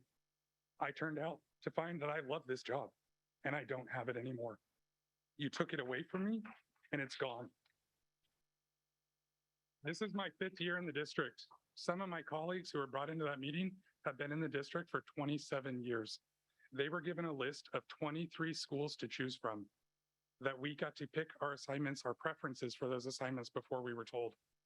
Those people who have seniority over many, many, many people in the district did not get to pick where they got to go. 23 is not a choice. 23 is a slim selection of schools that we could not hire for. It is not my job to be HR, but I want to know what HR did not do in order to entice people to come to Elk Grove Unified and work and fill these positions. There are avenues of interest that would not be a slap in the face to the 27 years of experience that multiple colleagues that I work with have. Okay, I saw myself retiring in this district as an inclusion specialist. Other people, other colleagues I've worked with have already resigned. Okay, I do not think that I have that same expectation anymore. I'm going to need to analyze if I want to choose to retire here in the future. Thank you. Next to the podium, Dustin Noble, followed by Annie D. Medeiros.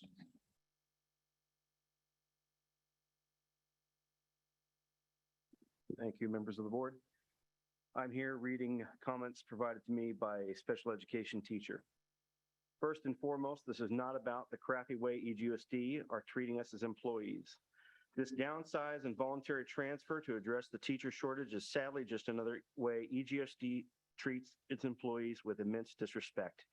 This move by EGUSD will have its own fallout. The most important thing here are the children. Your legal rights as parents are being blatantly violated. District administration are selling parents a lie when they say RSP teachers and the newly created teacher on special assignment and learning center positions will be able to deliver the inclusion students legally mandated supports and services. They know this. When inclusion education and resource specialist program staff has asked how the varied supports inclusion teachers deliver around campus in the classroom, the playground, the cafeteria, PE, social groups, teaching consult, para training, how it will be addressed when RSP teachers are busy in a classroom running academic groups all day. David Riley and Ann Regali had no answer. EGA had no answer.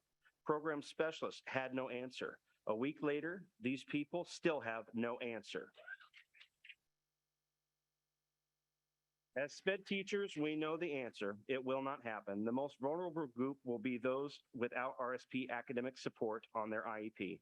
RSP teachers will not have the time in their day to push out of the classroom to support these students. Please understand, your SPED teachers are not in agreement with this. To add insult to injury, district administration are telling us to write amendments to IEPs to implement this change. We are being told to write amendment IEPs with wording that in the past we were told was not legally, not legally compliant.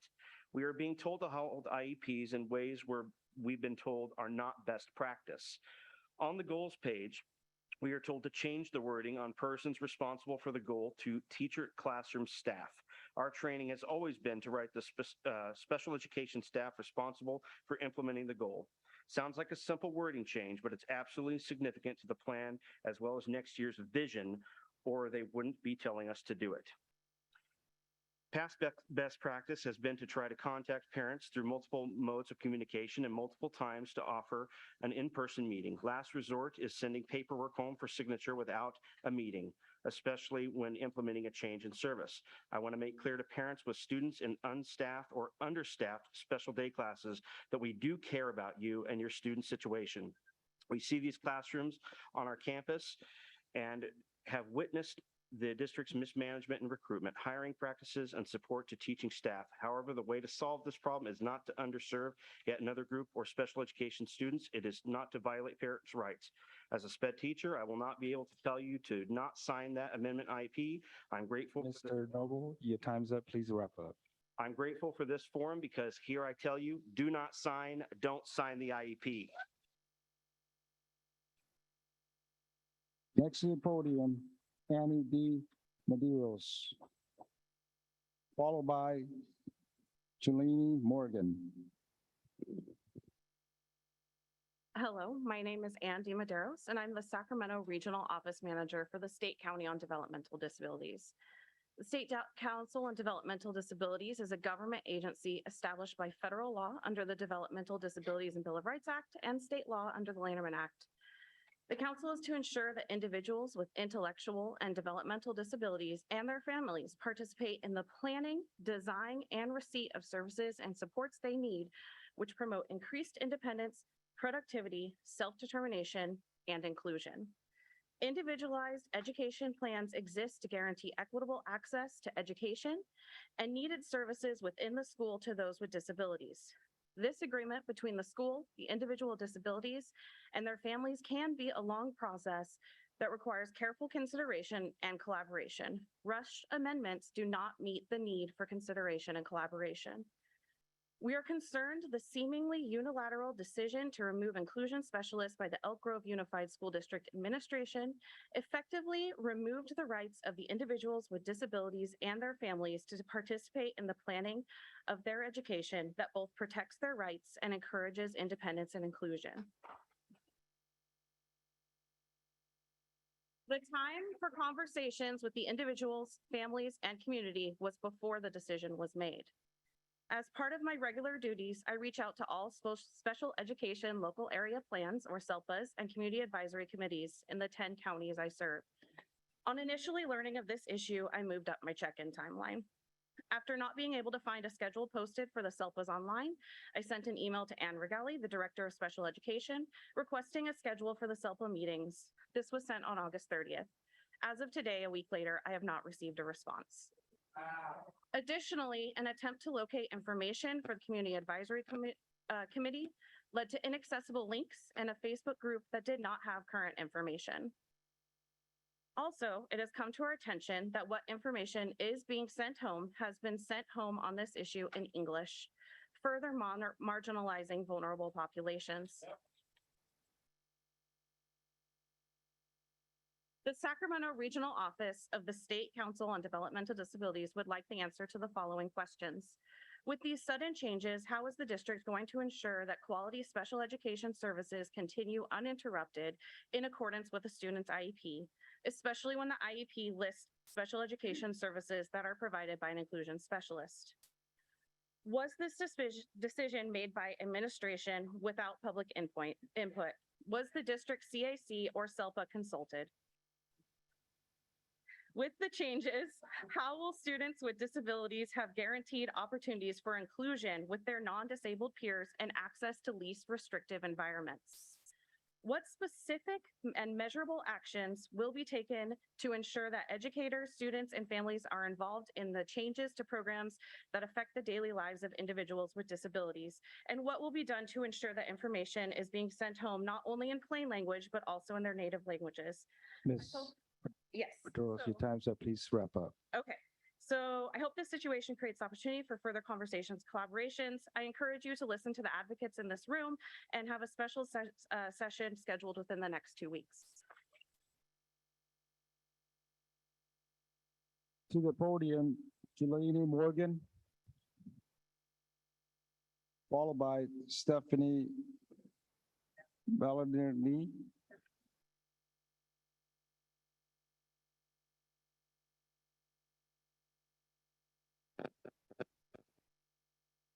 All right, you get to hear from another Morgan. Okay, so I'm speaking on behalf of an inclusion specialist in the district. Asked me to speak on their behalf for fear of retaliation from the district. So I'm going to read for them. I do not just come to you as an employee, but as an elementary through high school alum of Elk Grove Unified School District. My career has unfolded in the same community, having served not only as a paraeducator, but as an inclusive education specialist for the last decade. I have always prided myself on being affiliated with Elk Grove. When I received the news that the inclusive education specialist role was eliminated, I was shocked and dismayed by the elimination, of course, but especially by the details of the transition, as they appear to be in the direct violation of the principles and values EGUSD professes to uphold. You see, years ago, I had the opportunity to take the Arbinger Outward Mindset in education with our very own superintendent, Mr. Hoffman. It was powerful, moving. The outward mindset calls us as fellow human beings to see the hopes, dreams, and challenges of others. It encourages us not to treat others like objects, but rather embrace the beautiful humanity in each of us. Yet I would argue that special educators, not just inclusion specialists, are being treated just like that, objects. The hopes, dreams, and challenges of our gen ed and special ed teachers, and most importantly, our students and families, are not being considered. Consideration for gen ed would have seen these changes rolled out gradually. Special ed teachers' hopes, dreams, and challenges would have been honored by the district, seeking the input of all affected parties prior to making such a monumental change. Consideration for inclusion teachers would have meant allowing them to partake in transfer rounds in the spring, rather than holding them hostage, threatening to revoke their credential if they chose to resign or retire. The hopes, dreams, and challenges of our students with special needs will be prioritized by ensuring that their new teachers receive proper training with fully staffed classrooms, rather than haphazardly placing them in a job just to fill a vacancy. Some of our most vulnerable students who already struggle with change, emotional attachments, and behavior regulation would have had the opportunity to mentally prepare. Consideration for families would involve the district remaining faithful to the contents of their child's IEP, rather than trying to change services with an amendment that many families may not understand. I also must do my best to remain outward and understand the district has their own hopes, dreams, and challenges. As an inclusion specialist who for the last 7 years never once had a fully staffed team of paraeducators, you need to pay them more, I can't fathom the immense pressure and stress having 20+ vacancies must have caused. But I would ask, have you considered why there are vacancies? Have you considered how many resignations you will get by the end of each school year? Have you sought to understand why 9 of your program specialists left this summer? I understand and do not contest that you have every legal ground to make this decision. Ms. Morgan, your time's up. Please wrap up. Yeah, well, Thank you. but have you truly considered the impact? We're coming out of a pandemic and burnout is on the rise. Have you considered how this would deflate morale? Thank you. Next to the podium, Stephanie Ballerini, followed by Susan Swanson. Okay, good evening, board and Mr. Hoffman. Let's see. My name is Stephanie Ballerini, and I'm a general ed transitional kindergarten teacher for EGUSD. This is my 17th year teaching. I'm also a proud mom of 2 children in EGUSD, one of which is on the autism spectrum. Tonight, I am speaking on behalf of him and all the present and future students of EGUSD. I'm speaking on behalf of teachers, colleagues, and friends as well. My son was in the PALS program for 2 years. Due to the early interventions he received in the program and the amazing teachers he had, he was able to enter kindergarten without a para and is now in first grade without one as well. As a As a former first grade teacher, I was nervous about him going into a full day first grade class without the same support he received in PALS. My fears grew even larger when the district's decision to pull his inclusion specialist from him. As a teacher and colleague, I know how overly stressful the job of a learning center teacher can be. By losing the inclusion specialist, we are piling more onto their workload by giving them more responsibilities and students to oversee. I'm concerned with how Ryan is going to be serviced by them with all the students and groups they already have. It is not fair to put this on them, and it's not okay to take away support from our kids. As a TK teacher in this district, I am impacted from this decision as well. With taking away inclusion specialists, many students may not be able to be assessed for learning disabilities. How will the Learning Center teachers fit those assessments in with their increased workloads? I am deeply concerned for all students. We should have more support, not less. I want to end my statement by acknowledging that I understand firsthand that there is a teacher shortage. However, the decision to move inclusion specialists into the classroom to fill vacant teaching positions was a decision I do not support. This decision, just like all decisions, has consequences, and unfortunately, the consequences affect everyone. Every day, I speak with colleagues who feel they are overworked, underappreciated, and underpaid, many of which are considering leaving teaching. I am here to plead with the district and the school board to look at ways to encourage our amazing qualified teachers to stay in our district, and also urge you to find incentives for teachers who want to teach here, especially in the area of special education where our students need us the most. And I quote, here's a solution: paying for schooling to get special education credentials could be an option. I would be one of them. I urge you to look at this in the special education programs in the upcoming school year, as many teachers will continue to leave this demanding profession. On behalf of Ryan Ballerini and all the present and future students, I thank you for listening.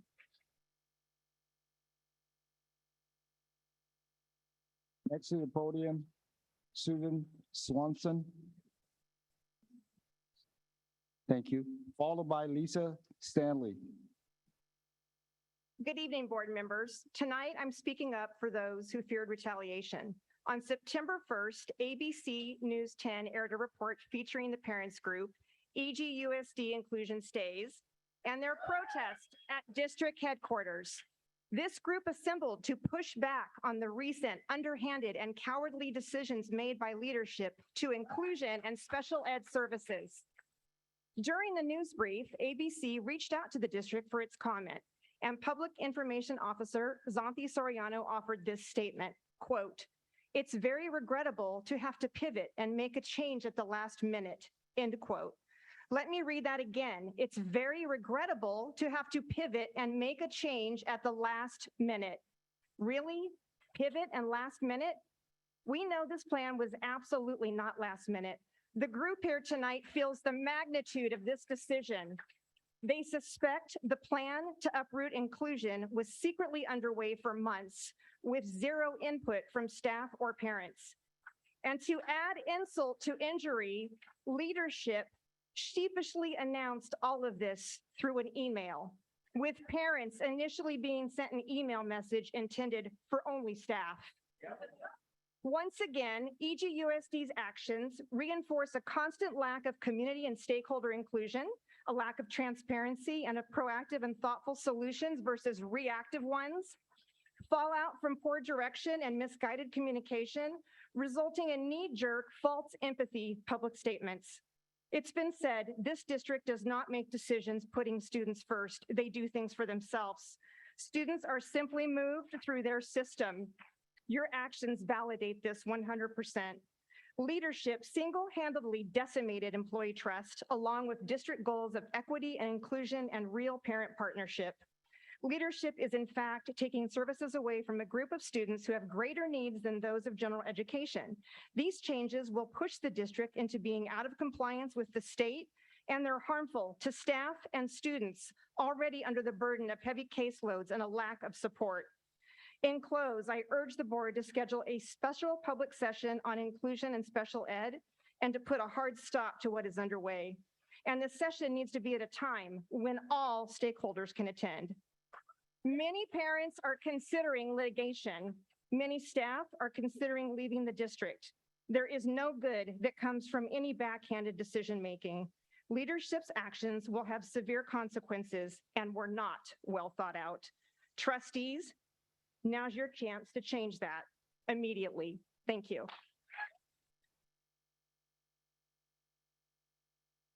To the podium, Lisa Stanley, followed by Lorraine Pryor.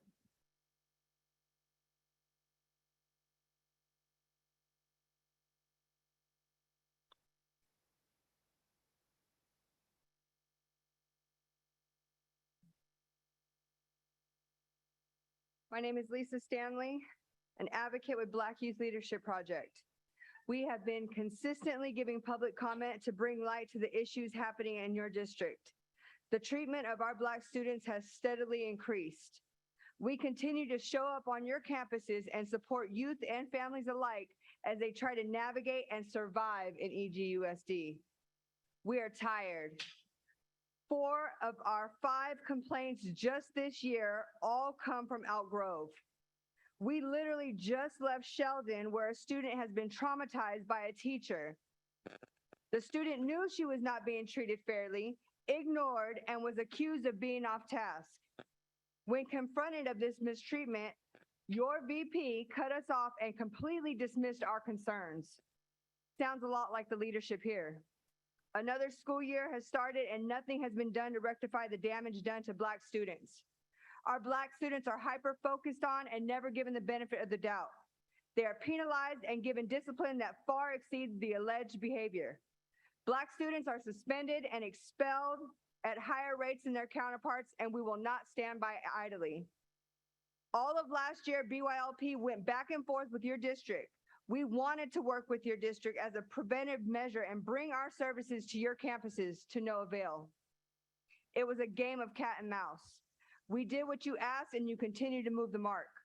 We were also told the district went into contract with other organizations that you don't see here to address the issues, and we later found out that was a lie. More performative tactics. We want Black voices uplifted.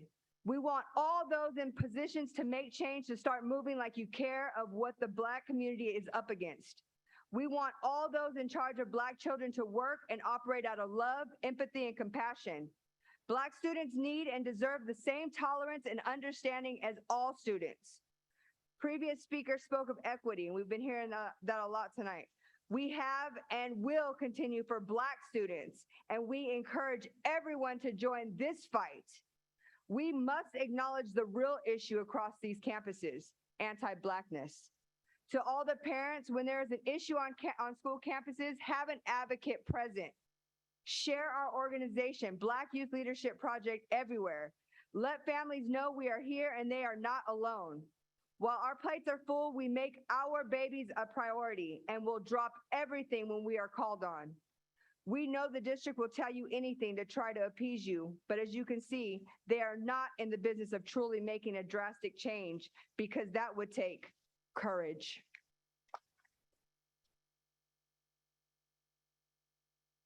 Next to the podium, Lorraine Pryor, followed by Dr. Adam Pollock. So I just have a rhetorical question because I know you can't answer me. Why did you get into this business? It is said that people get into this business because they care about children. That is not evident to me.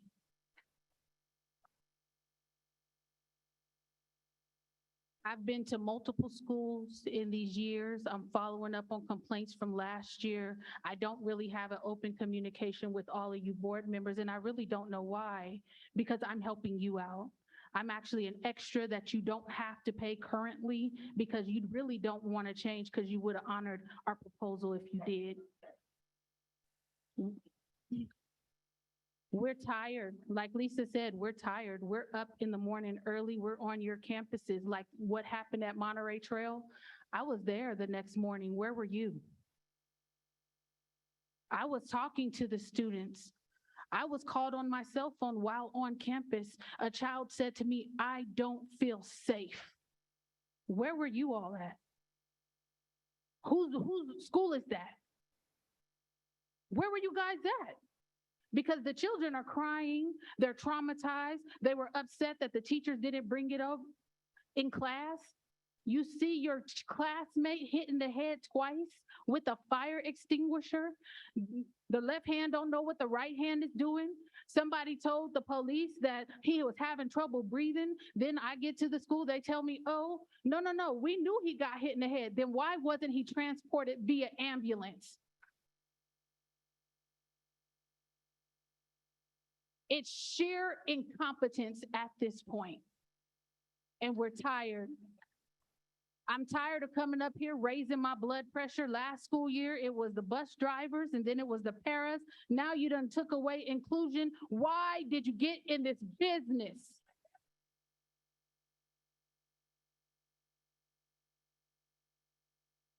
Somebody has to make that make sense.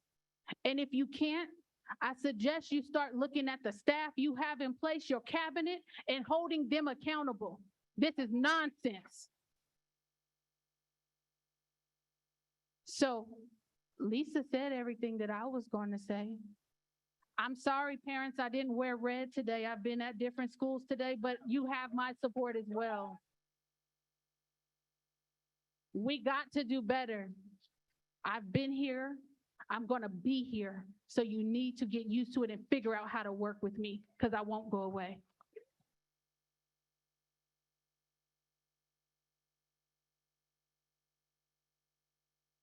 To the podium, Dr. Adam, pull up. And the card I read earlier that wasn't here, Stephen Avozina, are you here?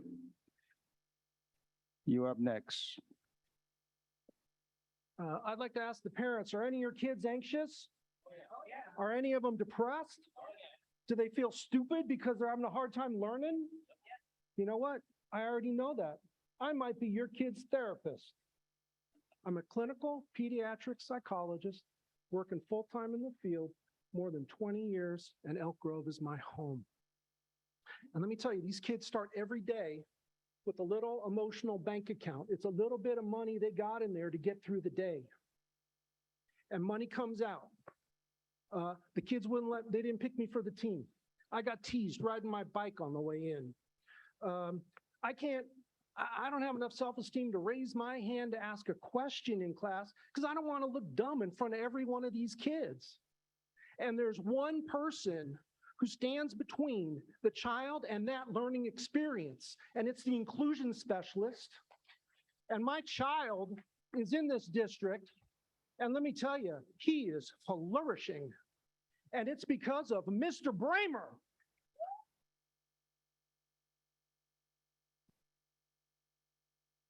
My kid won the Phoenix Award because of Mr. Bramer. My kid with autism, yeah. He's a success story. And you know, I got to tell you, when I came here, I was pretty angry tonight. Believe it or not, I'm not angry now. Because I think you listened to us. And I think you're going to do the right thing that you didn't know this was going to have the impact it was going to have. Because taking away 30 whatever inclusion specialists may seem like a pretty small number, and I totally get it. You got to balance a financial thing with where the teachers are at and how we afford the teachers and all that thing. But our kids have an emotional balance sheet that they got to balance too, every day. And the greatest thing I respect is when someone comes to me and says, you know what, I was wrong about that. And I straightened up and I'm going to do the right thing. And I believe every one of you is going to do the right thing by our kids because they need that inclusion specialist. That's the person who stands between them and the entire learning experience. When my kid is too afraid to raise his hand because he doesn't want to look stupid for asking a second question or something, that's the one person he can go to. We need them. Thank you.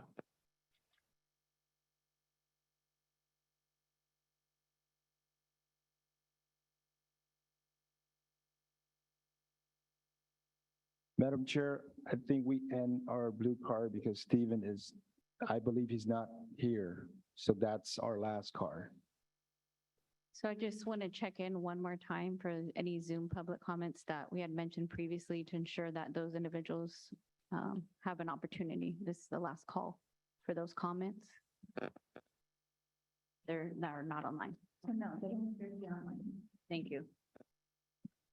So the appropriate staff will be following up. And the next item that we will be moving forward on the agenda is the consent agenda. We have items 1 through 40. I'd like to call for a motion with the exception of item number 34 on the consent agenda. So moved. Do I have a second? I'll second, Madam Chair. I'd like to conduct a roll call vote. Mr. Track. Aye. Mr. Forcina.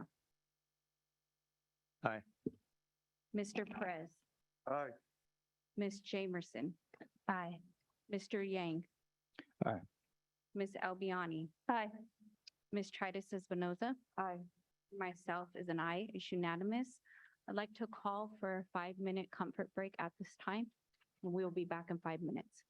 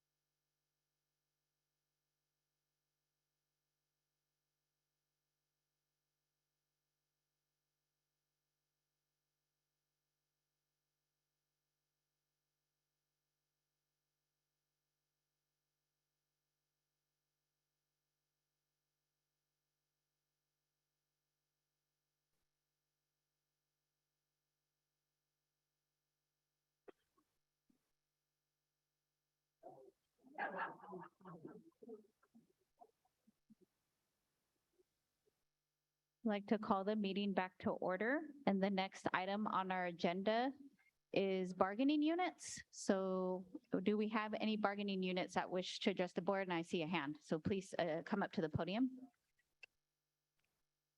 Go ahead, Mr. Yeah, Gangwin. we do have one, man. Thank you. Madam Chair, it's Rick Stansel.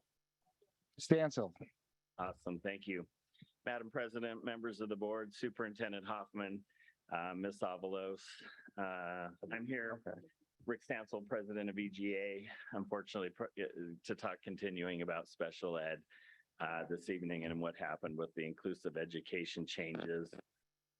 The decision to eliminate the position of inclusive education specialist mid-year has been a traumatic experience that is causing many negative feelings amongst our special education community. This decision has waves of additional impacts as it reverberates across the district, affecting gen ed and other certificated employees. We understand district management made the move because of many unfulfilled positions in the special education program. But in an attempt to solve one short-term problem, the action has created a multitude of other problems that may have more long-term consequences. EGEA did sign a memorandum of understanding over the involuntary transfer of inclusive education, but let us be clear, the MOU was not an agreement by EGEA to make this move. It was the reaction to negotiate the negative impacts and effects of district management's decision. While we appreciate having reached an agreement with the district concerning the additional benefits we agreed to, it does not come close to mitigating the impacts of the decision. This sudden change in program and assignments has caused an incredible amount of anger and frustration for our members. It has left many individuals feeling devalued, non-essential, and unimportant through the poorly planned elimination of their positions. We've even sensed that there may be some lack of awareness on the district's part of what our members providing special education services actually do in performing their jobs and meeting the needs of students. Unfortunately, as you've heard tonight, we've already had some teachers resign over the drastic mid-year changes in positions, and we're hearing rumblings that there may be potentially more teachers considering resignation from the district. This decision has not only impacted our inclusive education specialists, many of our RSP learning resource teachers have been suddenly impacted with absorbing new students while already immersed in servicing a caseload of students and testing students who may qualify. Yes, the district has a goal of fully staffing our learning centers and RSP. Yes, the district added about 6 FTE to mitigate some of the caseloads. However, that is not going to be enough to deal with the sudden responsibility of taking over the responsibilities of managing and providing for the important needs of our inclusive education students. Many RSP Learning Center teachers feel there has been very little communication and specifics about this change to their working conditions. I think you heard that theme tonight come through. It resonated with a number of the speakers that came up previously. While EGA is currently discussing the impacts and effects of these changes, nothing to date has been decided. EGA has been working, I think this is important to emphasize, for years through the bargaining process to earnestly address working conditions and compensation for SPED teachers. But there has been little movement except for time sheeting options and the elimination of some adjunct duties. This lack of movement for years has led to staff feeling unvalued and has contributed to this crisis situation. We must do something now to retain the hardworking and dedicated teachers who are currently assigned in special education positions. We know that there are fewer and fewer educators coming out of credential programs with SPED certifications. There are fewer individuals accepting positions as paraeducators in special education. We understand all that. There are fewer individuals accepting, substitutes, the other one, are less likely to pick up special education jobs. We can't have strong services for our special education population without acknowledging the demands that are inherent in these positions. We just feel it's time that Elk Grove Unified builds a plan to attract, retain, and grow our own special education educators. We heard that tonight as well as address the challenging working conditions. We heard that again, reiterating it, that contribute to burnout and low staff morale. We have been and are committed to working on special education issues with the district as an association, that special education issues can't be put off any longer. I think you guys are hearing that. And we think now is the time to act. Thank you. Thank you. Seeing no other bargaining units or no other public comment, I will go to the public hearing. Oh, is there one more? A bargaining unit? We have to fill out the public comment session had ended prior. The next item on the agenda is the public hearing action items, and I'd like to call on Mr. Cerruti, the item number 1, Williams Sufficiency of Instructional Materials.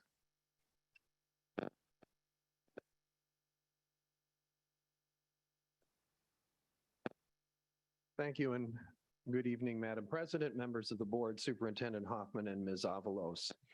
In accordance with Williams legislation, Ed Code 60119 requires that the governing board of a school district hold an annual instructional materials public hearing to determine whether the district has sufficient textbooks and instructional materials. Under the Ed Code, the Board of Education shall make a determination through a resolution as to whether each pupil, including each English learner in each school in the district, has sufficient textbooks or instructional materials in each subject, including English language arts, mathematics, history, social science, and science, that are aligned with the academic content standards and consistent with the cycles of the curriculum framework adopted by the California State Board of Education.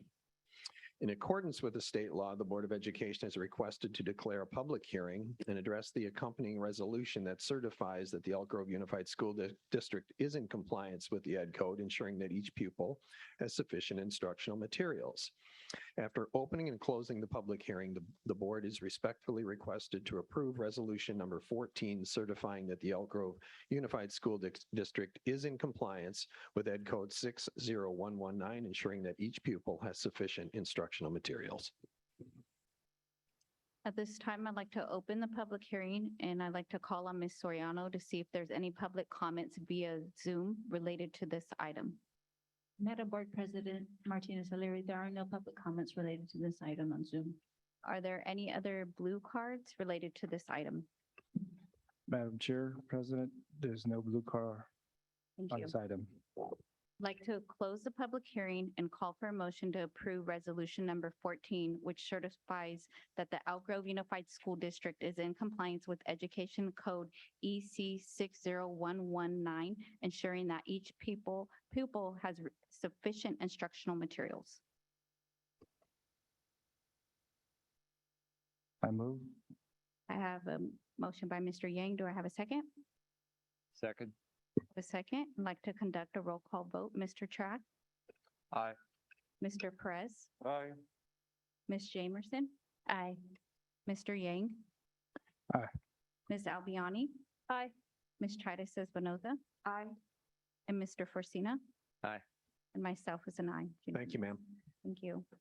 The next item on the agenda is consideration for public notice of NUHW's initial sunshine proposal to the district regarding contract reopener for 2022-2023. And I'd like to call on Mr. Riley. Thank you, President Martinez-Salier, members of the board, Superintendent Hoffman. Pursuant to Government Code Section 3547, the following process is required for negotiations between a bargaining unit and the district.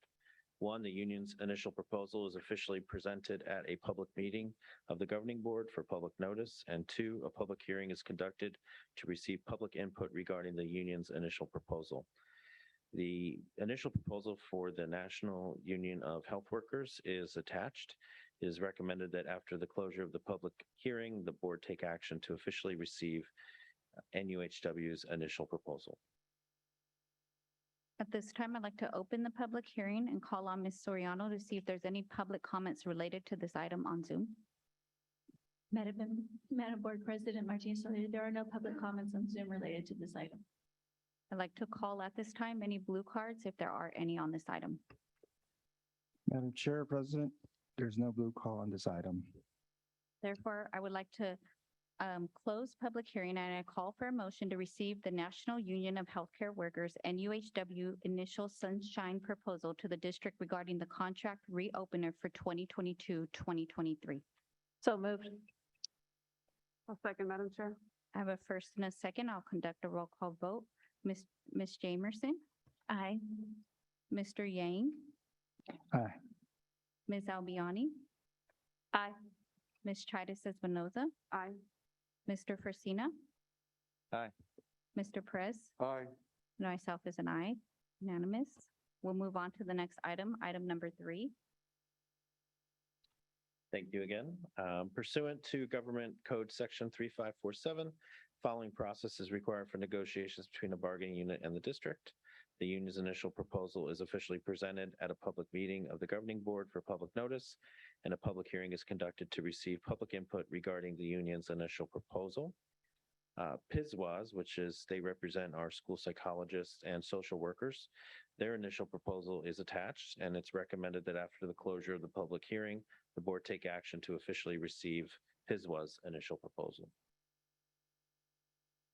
I'd like to open the public hearing and call on Ms. Soriano to see if there's any public comments via Zoom related to this item. Madam Board President Martin Soler, there are no public comments related to this item. Are there any blue cards related to the item? Madam Chair, there's no blue card on this item. I'd like to close the public hearing and call for a motion to receive the Psychologists Social Workers Association PSWA initial sunshine proposal to the district regarding the 2022-2023 bargaining. So moved. Second. I have a first and second. I'll conduct a roll call vote. Mr. Yang, Aye. Ms. Albiani, Aye. Ms. Tritis Espinoza, Aye. Mr. Forcina, Aye. Mr. Perez, Aye. Ms. Jamerson, Aye. myself is an aye. It's unanimous. Thank you. The next item on the agenda is action item. It's the new non-represented employee agreement. I'd like to call on Mr. Amarik Singh.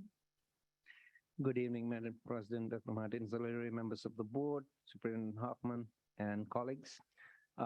Pursuant to California Government Code Section 54953C Part 3, requires that a verbal summary of the proposed compensation and fringe benefits be given to the public prior to final board action on certain employment agreements. The proposed agreement for the following. Assistant Superintendent of Schools, Jad Schweitzer, contains the following material terms.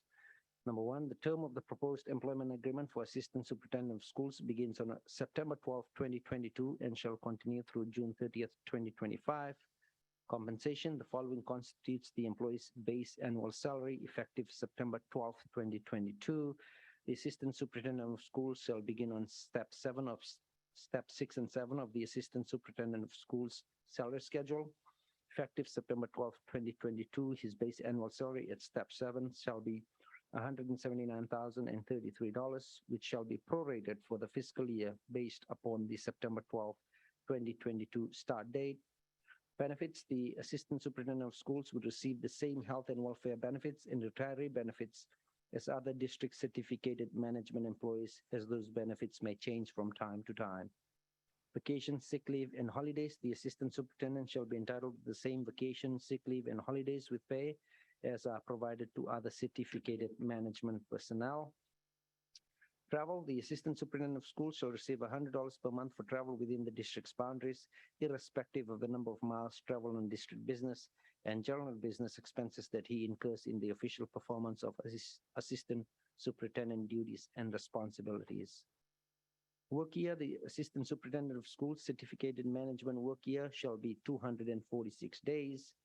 And duties, the Assistant Superintendent of Schools duties shall be in accordance with the policies adopted by the board and rules and regulations of the Board of Education. The Assistant Superintendent shall perform duties and assume such responsibilities as are contained in the Assistant Superintendent's job description and/or as assigned by the Deputy Superintendent or Superintendent.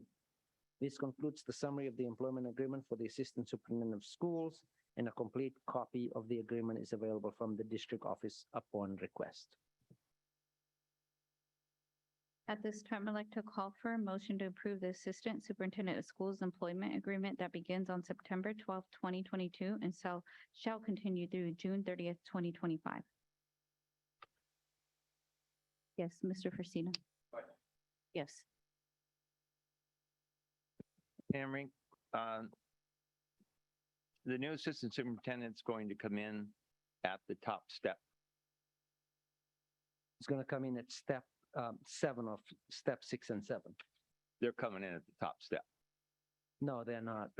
There's 9 steps. Thank you. That's what I was asking if they're coming in at the top step. No, they're not.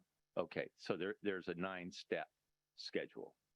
And they're coming in at step 7 because of their current salary? No, they're coming in at step 7 because of their relevant experience in that similar position. He's currently an assistant superintendent. But because this is a cabinet level position, we treat the compensation differently than we do for non-cabinet level? No, we treat it very similar to other levels where we look at prior experience in a similar or related position, and then we base their salary placement based on prior or similar experience. If, and this is hypothetical, but if a current EGUSD director had been offered the assistant superintendent position, based on our practices, would they not just get a 7% bump above their current salary? That would be one of the factors we look at because we have board policy that dictates that, at least 7%. So what this does, in fact, is continue a situation where people who come in from the outside who may be making more money do in fact get treated differently than employees within the office who get promotions. That's not always true because sometimes an internal candidate may be placed at a different salary because we have information about the internal employee's current salary. By law, we are unable to ask for that information from an outside candidate.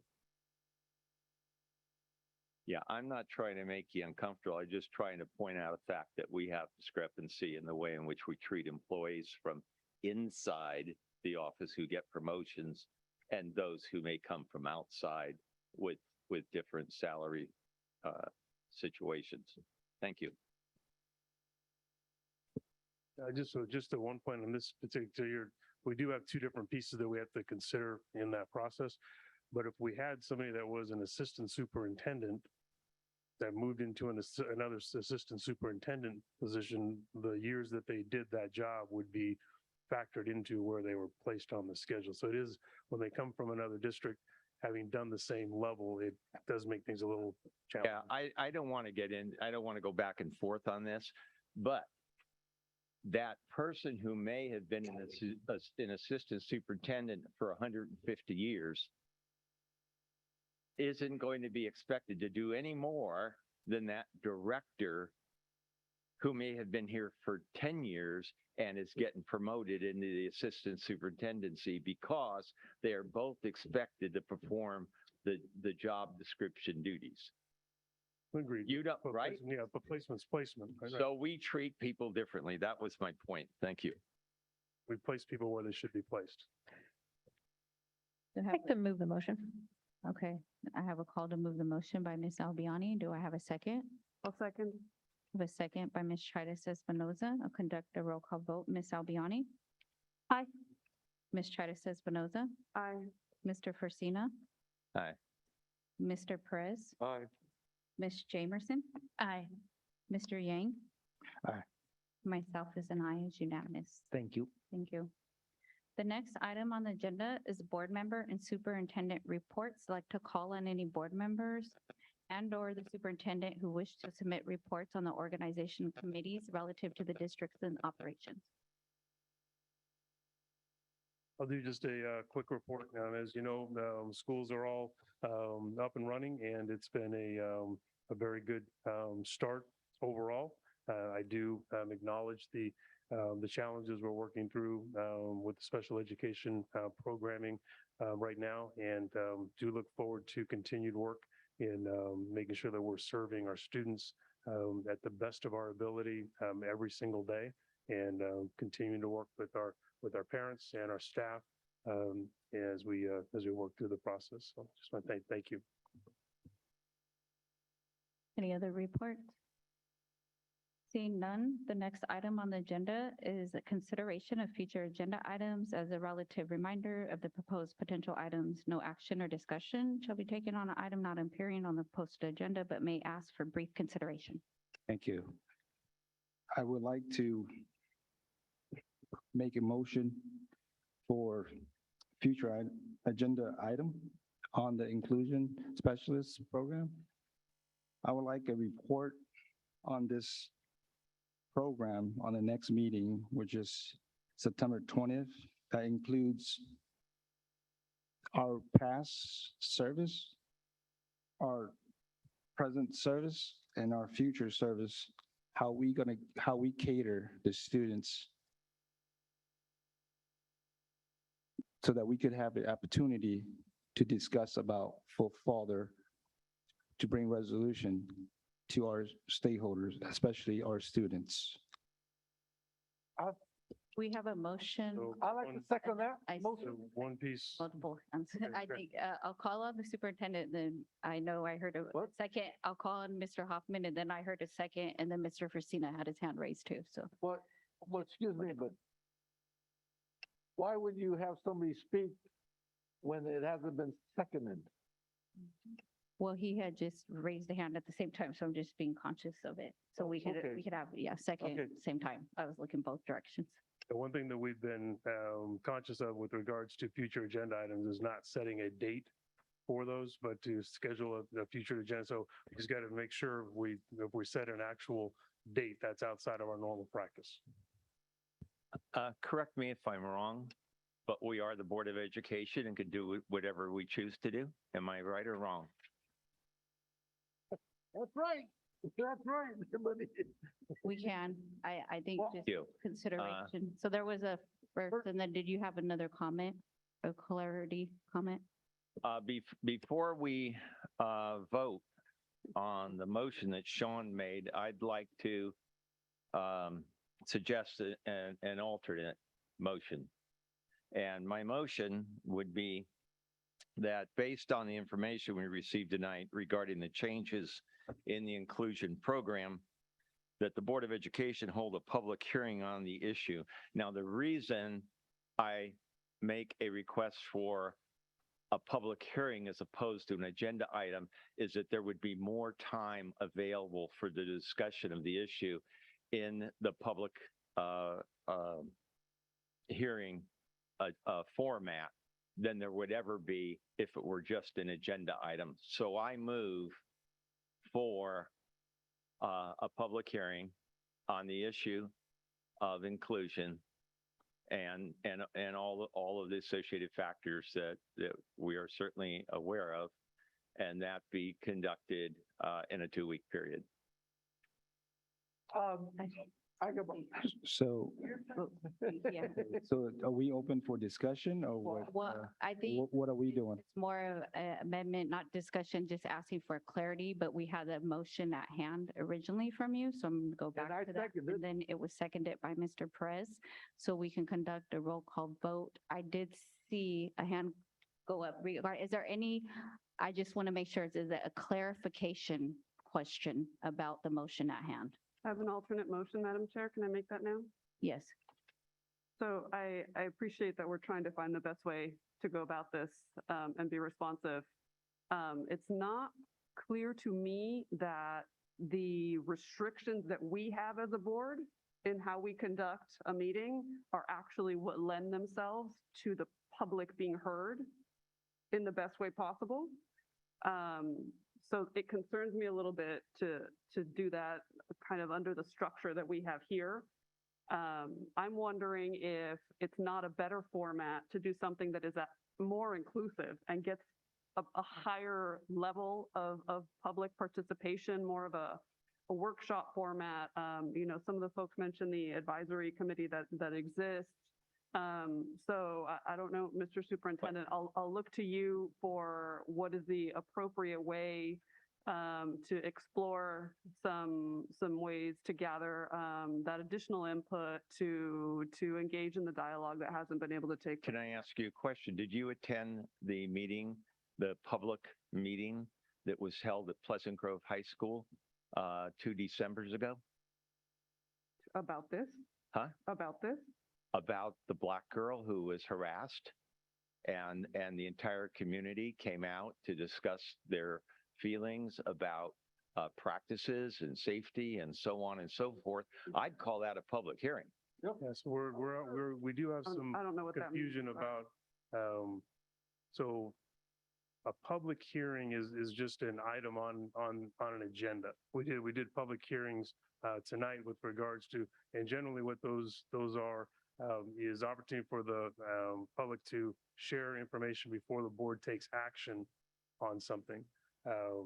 So a public hearing is I don't know if that's the format that we're looking for. I'm going to be more specific. I have a question though. Can I hear the answer? Yeah, go ahead. Because what we did at Pleasant Grove High School when we had the folks here, that was a special board meeting. The one we did that was a special board meeting with one topic, but all we did was listen to feedback. There was so it was more of a town hall setting, but for the whole board to be there, we conducted it as a special meeting. So Carmen, that was not 2 years ago. That was 8. I chaired it. It was 6 hours long. That was that was several years ago. More than 2? Oh my God, yes. Oh, see, yeah. Time goes by so fast. So since I chaired it, I can attest to the fact that it was exactly like this. Right. It was us receiving information and not being able to respond, the public not being able to actually have two-way interaction with administration or getting any questions answered. That's exactly why I'm saying, other than what is being proposed here today, I would ask the administration to come up with something that is actually engagement, actually discussion. And the reason I put the alternate motion on the table is just that, Nancy, that we need to have an environment where we have true engagement. This board has taken numerous positions on the importance of parent engagement and involvement, and we even established a whole office just for that.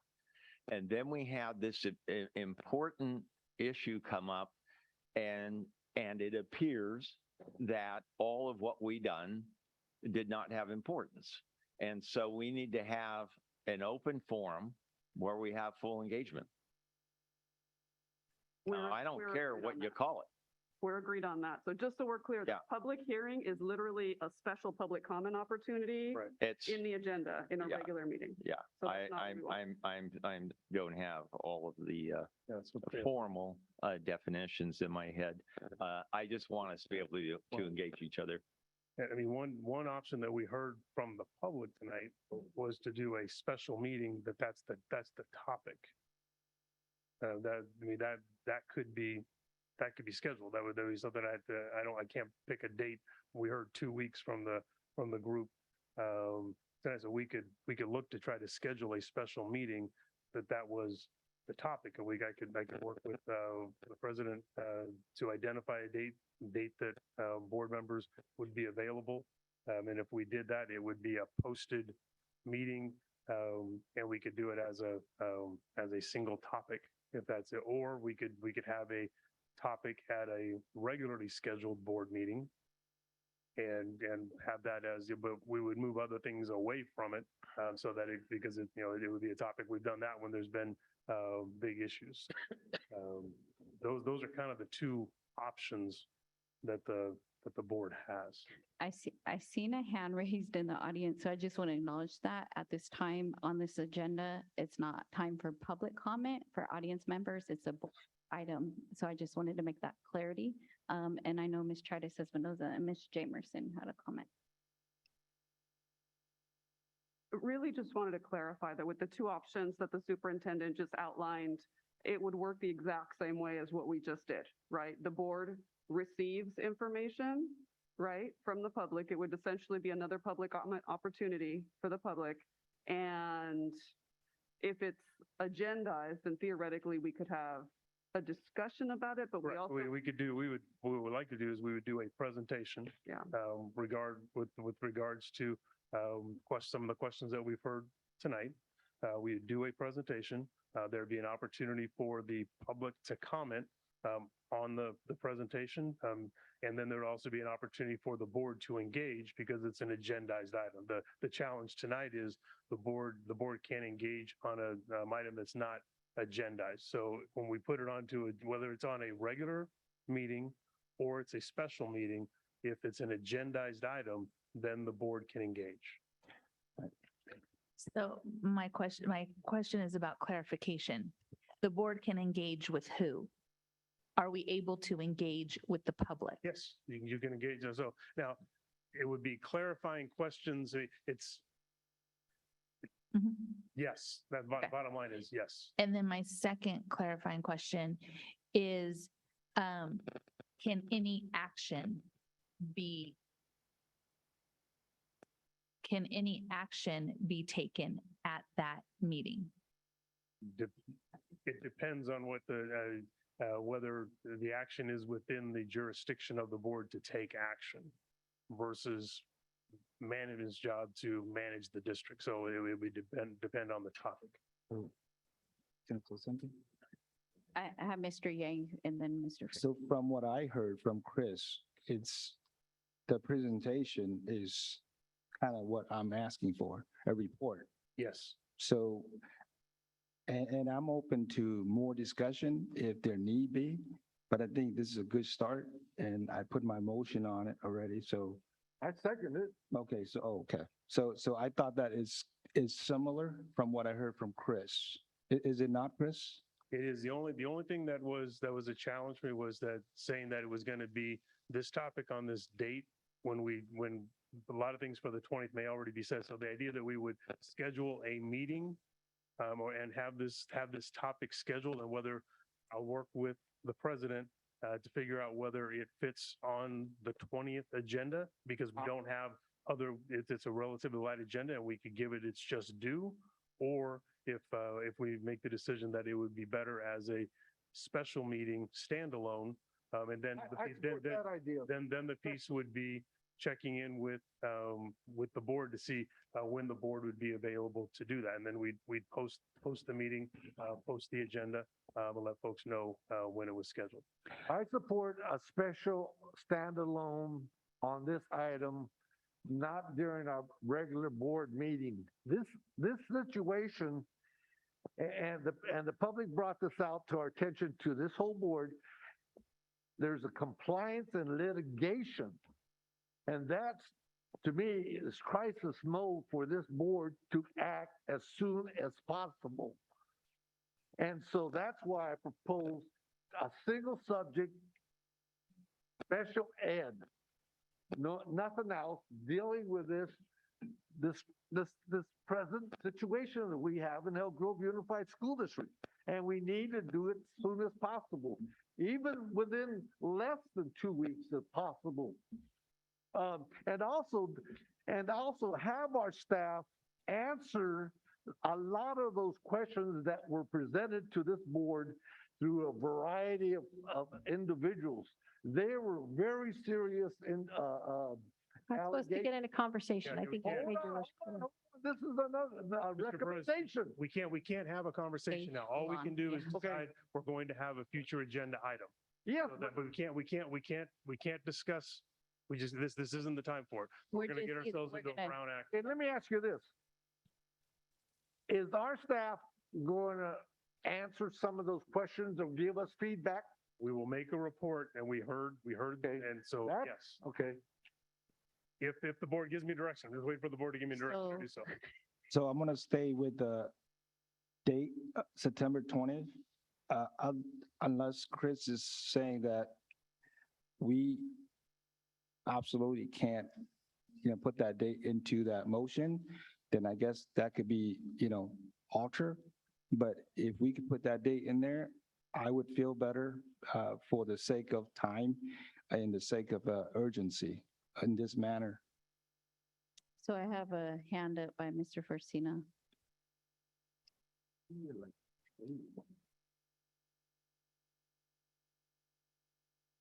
I would support Sean's motion that we do this on September 20th, as long as there would not be time constraints placed on it as e.g. 1 hour. And unless there are emergency issues, it shouldn't be a problem bumping things that the board has to act on to some other time. If you look at relative importance, this kind of seems like it has more importance right now. So we'll go. Can I have this ask?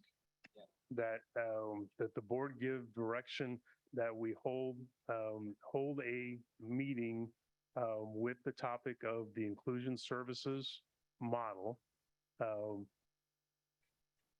within 3 weeks. Just hold on, within 3 weeks, with the idea that if it can be held on September 20th as part of a regular meeting, and it fits and it gives enough time to do it, we do that. But otherwise, given the flexibility within the next 3 weeks, if we need to do it as a special board meeting to get enough dates to be able to find, ideally we'll do it sooner than that, but giving us a little bit of time to figure out people's schedules so that we can get the item. Yeah, I agree with that. That sounds great. So it sounds like I had a first and a second, and Mr. Yang agreed with that comment. I agree with that. for his So motion. I agree with that. So we can take a roll call vote unless there's another I preference. can, yeah. I have a lot of energy on this issue. And I can tell you right now, if we do it in 3 weeks instead of 2 weeks, I cannot be here. I'll be out of state. Okay. And so I believe it needs to be the 20th.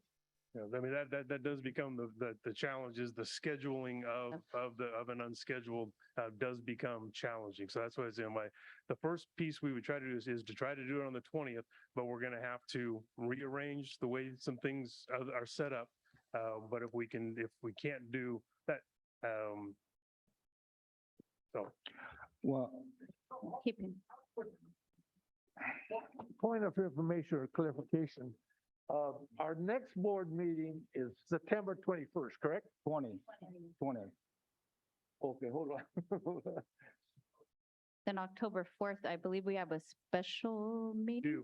Yes, on that date, on October 4th.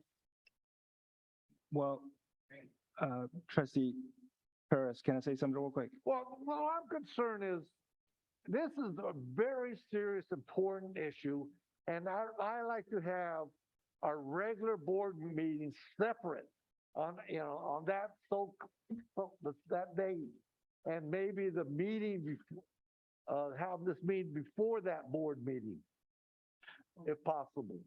I think Not that within 2 weeks, or I don't think 3 weeks is waiting too long. from what I heard from Chris, to iterate what Chris said was kind of similar to what you said, but because everybody has their own schedule, so for the time sake of conflicts, that 3 weeks, but then he tried to do it sooner than that, or September 20th. So I think that's fair. Yeah, just give me some. And the reality true is that if we have the majority, to me, I think that's good enough. So you just have to put your trust in us, Carmine.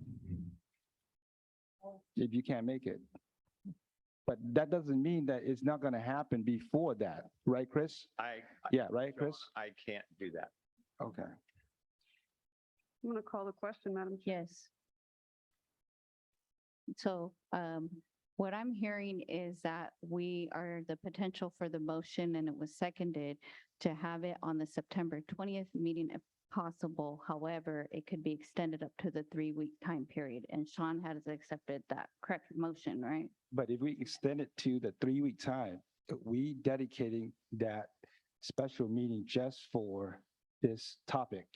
Yes, yes, this is a special meeting. Yeah, just for- there's no other topic, only for this topic. Yes, But if we meet it September 20th, then it's become part of our regular meeting, but it's just part of the agenda, right? correct. Yeah, so that's my motion. So we had a second and we can conduct a roll call vote now. I will go down the list on. the Please vote. read the motion. We just No, I want Crystal to read the motion. So it is my understanding from the motion that was made, it was to have a meeting on the inclusion of special education services and presentation and report to the board either on September 20th. However, if it's not able to be had, it would be within the 3-week time period and be on the special board agenda as a sole item for October 4th. That's my understanding. You're welcome. And we have a second. So I will conduct a roll call vote. Mr. Forcina, Aye. Ms. Tritis Espinoza, Aye. Ms. Albiani, Aye. Mr. Yang, Aye. Ms. Jamerson, Aye. Mr. Perez, Aye. and myself is an aye. And Mr. Track, you could just vote for informational reasons. Aye or no. Aye. Thank you. So it seems like we have clarified that. Any other future agenda items? I see a hand. I just have a question about that being passed. When will we be notified if it cannot make the September 20th agenda? I will have a conversation with Dr. Crystal Martinez-Leary, and I will look at the existing calendar, and so they should know by Thursday, Friday. Later this week. Okay. Any other future agenda items? Seeing none, I'd like to make a motion to adjourn the meeting at 8:59 and thank you all for being participants and being here.